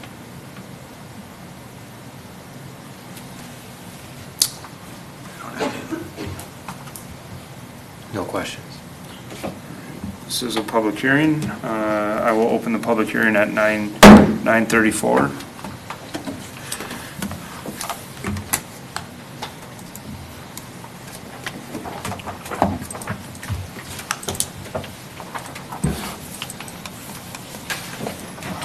Excuse me, my name is Tom Addabo. I live at 16750 112th Avenue North. And I live in Territorial Trail, which is an HOA development. I am on the board of directors for that HOA. And I have a few questions. So I guess one of the questions, and maybe you alluded to it a little bit here, but have all the landowners affected by these, are they, to your knowledge, willing to sell at this point? No. We'd be speculating. So Okay. You better off, yeah. Okay, so this is a conceptual plan, and it's based on, obviously, you'd have to acquire those properties. So, not us. Some of those people that yeah. own these properties are gonna be speaking, and so when they're here, maybe it'll shed some more light. Okay. All right. And then, so what we've got shown here between the low-density residential and medium-density, again, these are conceptions, thoughts, but they're by no means a developer has come and said, this is what I want to do here. Yeah, so this is it's going to be incorporated into the comprehensive plan, which is saying this is the long-range vision that the city wants to see for this area.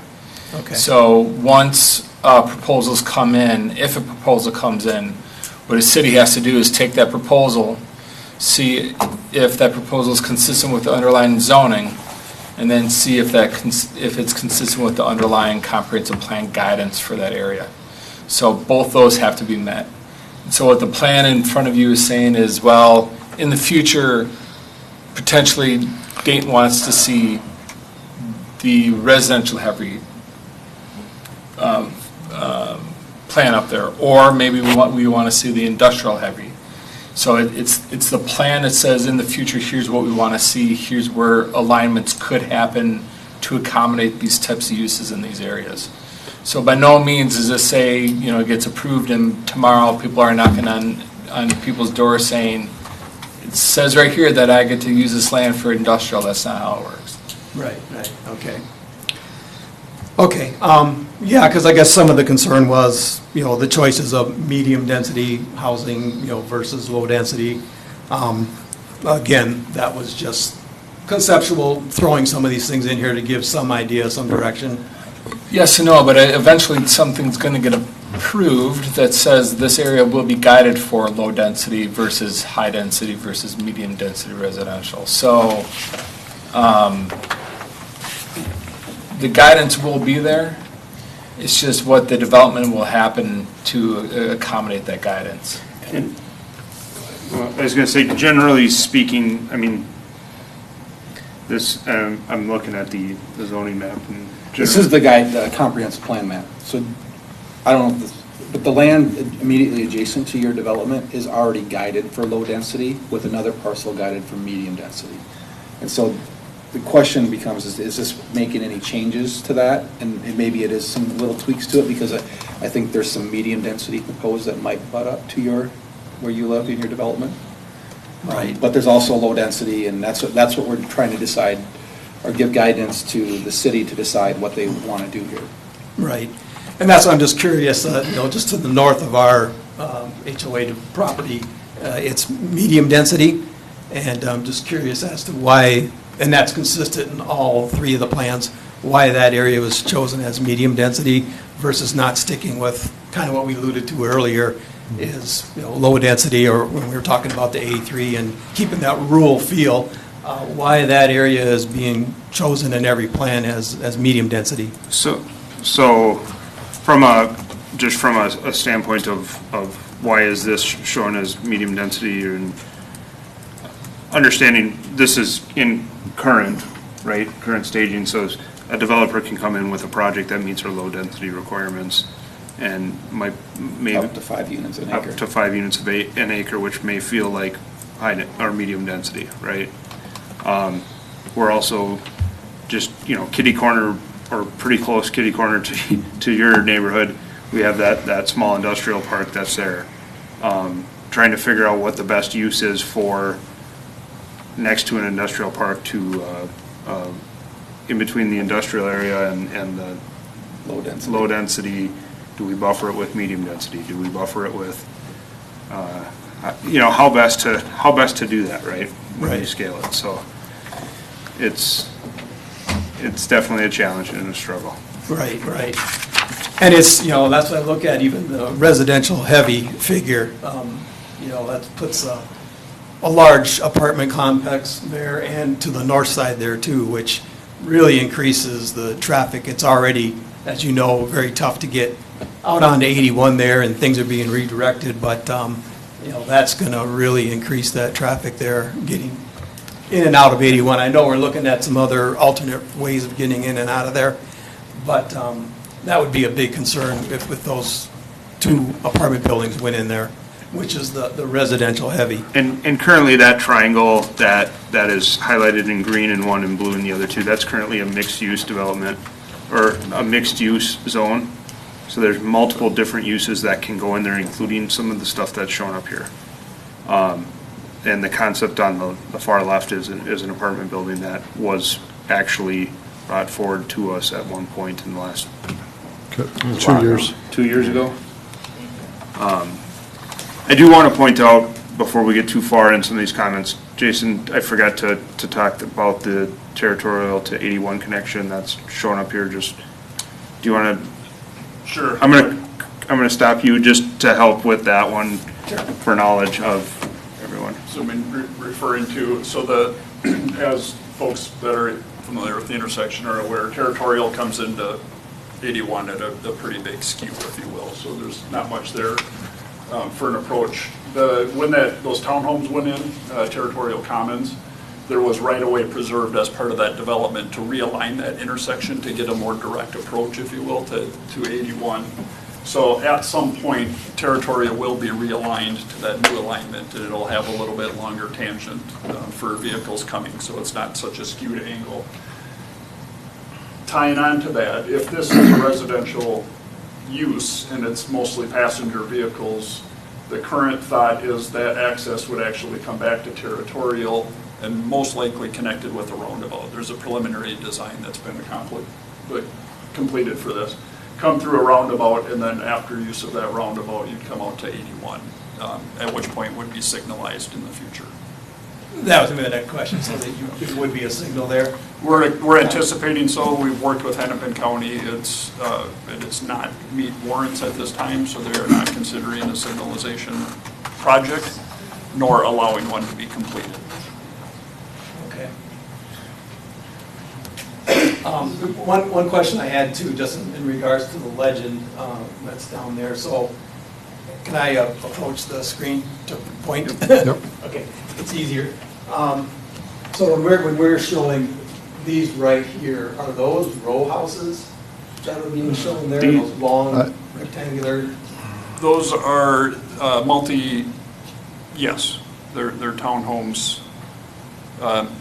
Those actually might be fourplexes that are shown in there, or a combination of the two. Keep in mind, anything shown on here that's highlighted is, as John stated earlier, these are concepts of what could fit on the property. We don't have anything active on those properties. Yeah, right. A developer likely is going to come by with something completely different with the road layout and home layout. But it really, what we're tasked with is deciding what, is it going to be medium density, low density, something else?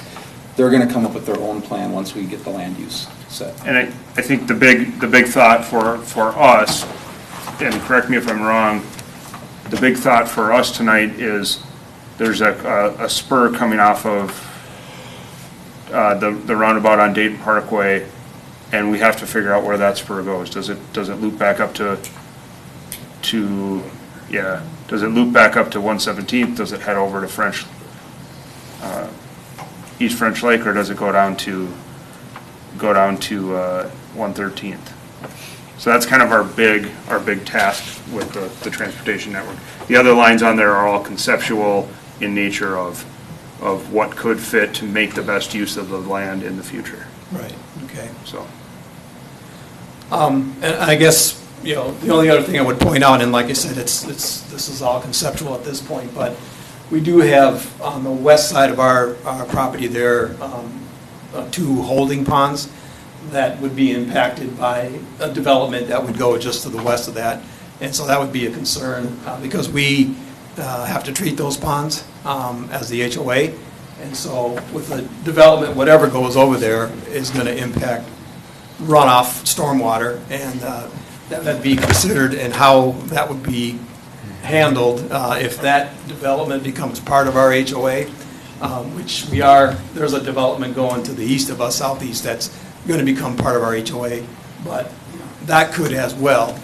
But it just want to make sure it's considered in future development, is that would be impacted by whatever gets developed there. Yeah, they would need their own stormwater ponds. Okay. So, yeah. So they would not connect to that? Generally, no. I mean, I think you're going to have runoff on streets that are going to go in the sewer system, and, it just goes downhill. But, I mean, generally speaking, the water is intended to stay on the same project area. I don't know if Jason can give a better answer than that. They would be responsible to meet their stormwater needs, which could be their own ponds. They may approach to expand the ponds. It might be a beneficial project for both sides, but that would be part of the specific development. That's nothing we can speak to at this point, but I mean, just the starting point is they're responsible for their own property, so very well could be completely separate. And that's what we're doing now with the new development to the southeast of us. They are expanding our ponds to bring stormwater in, but they're also becoming part of our HOA. So we've worked that out, but it would just have to be in consideration with whatever happened there. Okay. Okay. Yeah, I mean, with that said, I mean, I'm definitely, and I'm not speaking at this point for the HOAs for myself, but I would favor, a low-density residential option, which would be, leaning towards the 113th extension figure for myself personally, but that's for me, not on behalf of the HOA, so. Thank you. And that's all I had. Thank you. Thank you.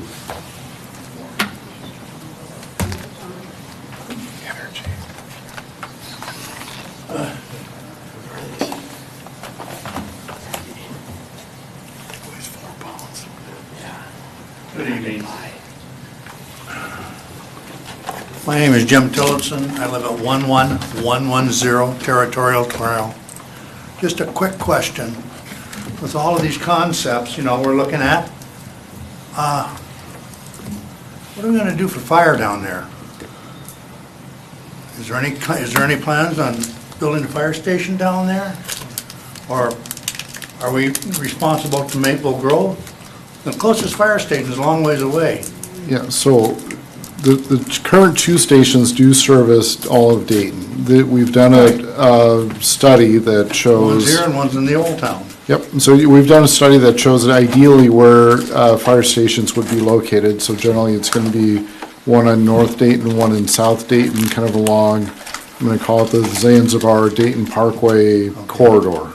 Okay, so we are talking about a fire station down south, on the south Yes. end. All right.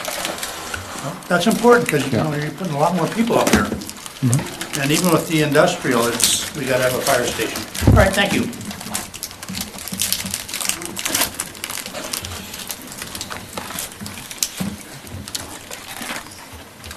Mark Anderson, civil engineer with Sambatech, working with Asten on the industrial proposal, just on the east side of the Dayton Parkway, DDL property.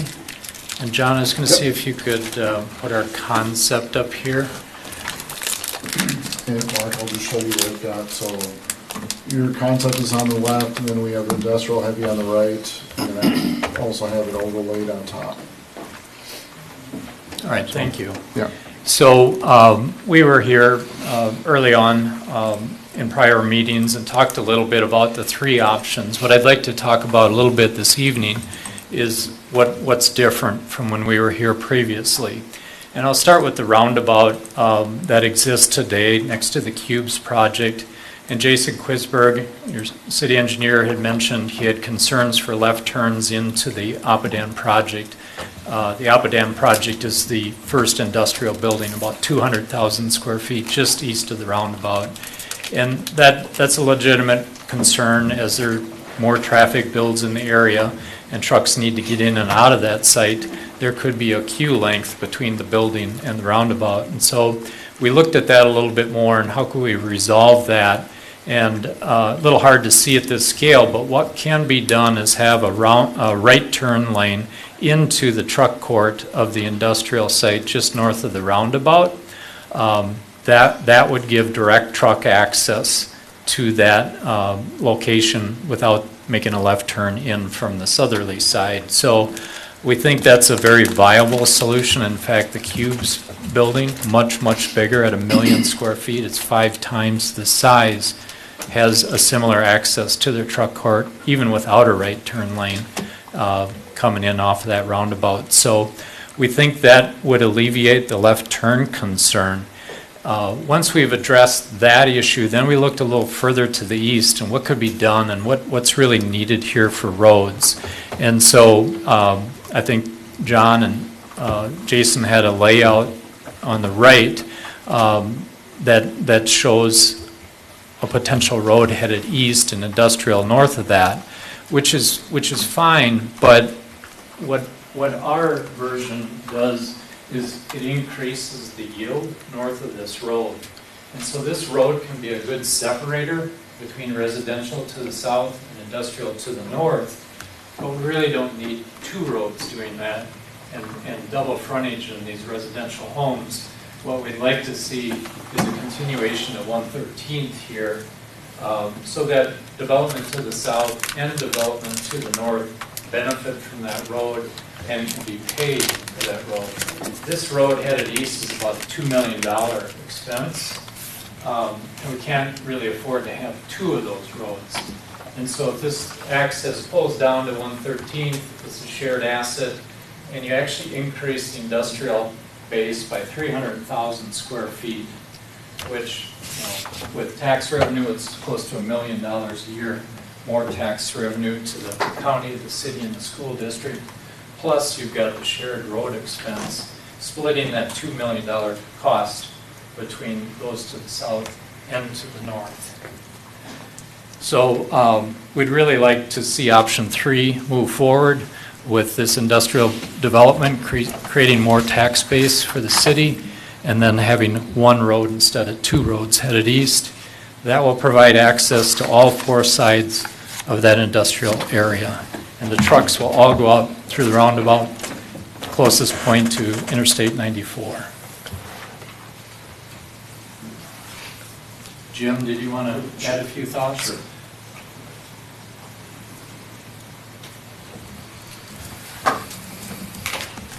Good evening, Mr. Chair, members of the commission. My name is Jim Yarosh, and I'm an attorney with Siegel Brill in Minneapolis, and I'm here on behalf of the property owner DDL Holdings, the property that Mark was just speaking about where the Asten development is being planned. Just want to raise an issue so we don't, this point should not get lost, just a little bit about the history. So, you have the guide plan here. Dayton Parkway was getting built. When it was originally shown, it was going to go right between the halfway on the DDL property and then half on the Cubes project. And that project, it couldn't handle the Cubes, and so they asked, to have an easement which cut across to where it's located right now. And so the property owner, my client, granted, a larger easement. We had discussions, we didn't demand that it be taken and condemned. So they relied on the plan. And so what becomes, and it was like 2.31 acres as I recall, but if you look at the other options, and in addition to the practical points that Mark just talked about separating and also the cost of building this extra road, well, the way these other plans show it, it all goes back on the DDL property. And so the idea here, we're planning, these are public benefits that everyone uses the roads, and the Fifth Amendment discusses, the point of the Fifth Amendment and the takings clause is that you shouldn't unfairly burden one property for the public benefit. And so, there was already this, hey, we'll give you this easement to make the Cubes project work for Dayton Parkway. Now, if the other options are selected to go forward, it cuts the building opportunity by a half, and and if this is your industrial pocket, wouldn't you want to maximize the ability in your industrial area? Plus, you push the entire road and then the entire cost, maybe making it infeasible for years unless there's a public subsidy. How are you going to get it developed with this tremendous cost borne by one party, not everyone else? And so I think it's worth noting just this historical point about what was already done to have this area go, and then the burden that would be suffered by one property owner for this benefit, which I don't know how much of a benefit the road is in light of what was just discussed and what Mark pointed out. So I would just urge then the commission to, if you're making a recommendation this evening, to urge that you to have the 113th extension figure be the one that's recommended to the council for primarily the practical reasons, and then but also a recognition of what has already occurred out here. So thank you for your time tonight.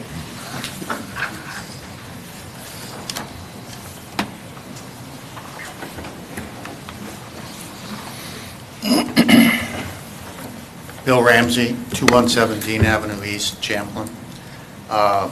It's interesting, that you shift that roadway off of your property and split it down my property at a cost of $2 million. Whereas the original comp plan shows that you have a roadway shown in the industrial heavy figure right where it goes. So if you shift that down to 113th, split my property for an extra 300,000 square feet of industrial, and the other balance of it for medium density at a cost with a road that I'm bearing on by myself, I don't think that's a fair way to do it. The other part that we talked about originally was that you wouldn't take heavy truck traffic and bring it down 113 to French Lake Road to a residential area. And I don't see benefit from their design from what the industrial heavy one shows now. Thank you.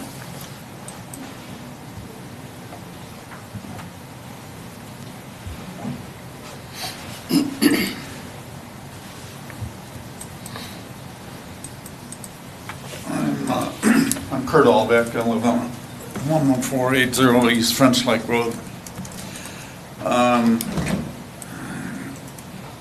I hope everybody keeps in mind that when you put these type of buildings, you can't put nice residential homes next to them.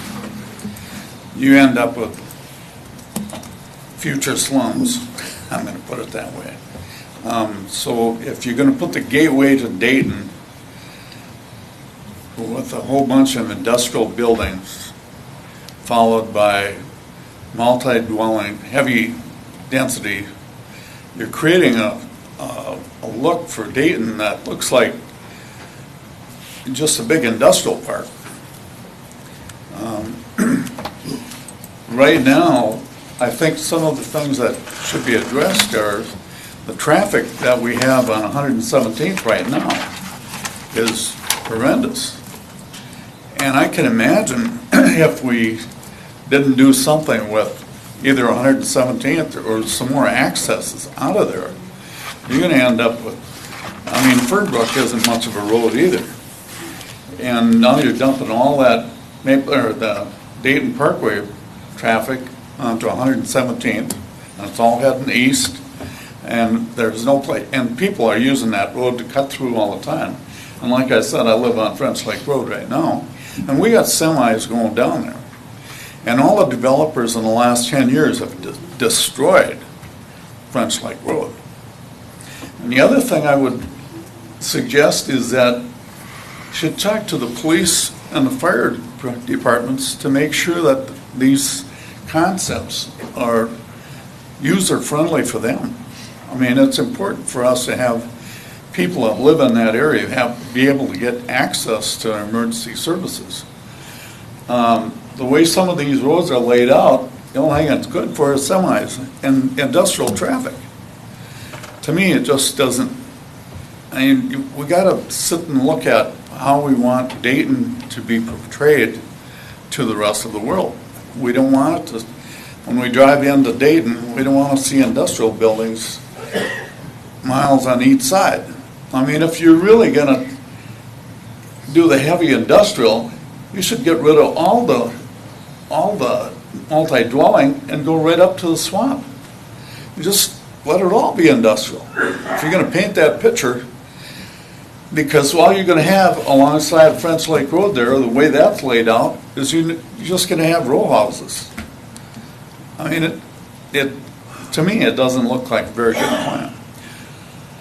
I understand that industrial brings in a lot of money, but we also have to remember what kind of picture we want to put out for everybody else. I think the traffic on, if you go out and you sit on the corner of French Lake Road and 117th right now, you have a hard time being able to cross that intersection, and it's a four-way stop.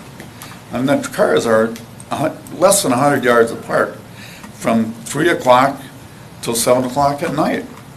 And I can't imagine when you start doing all this, what it's going to be like in another 3 years.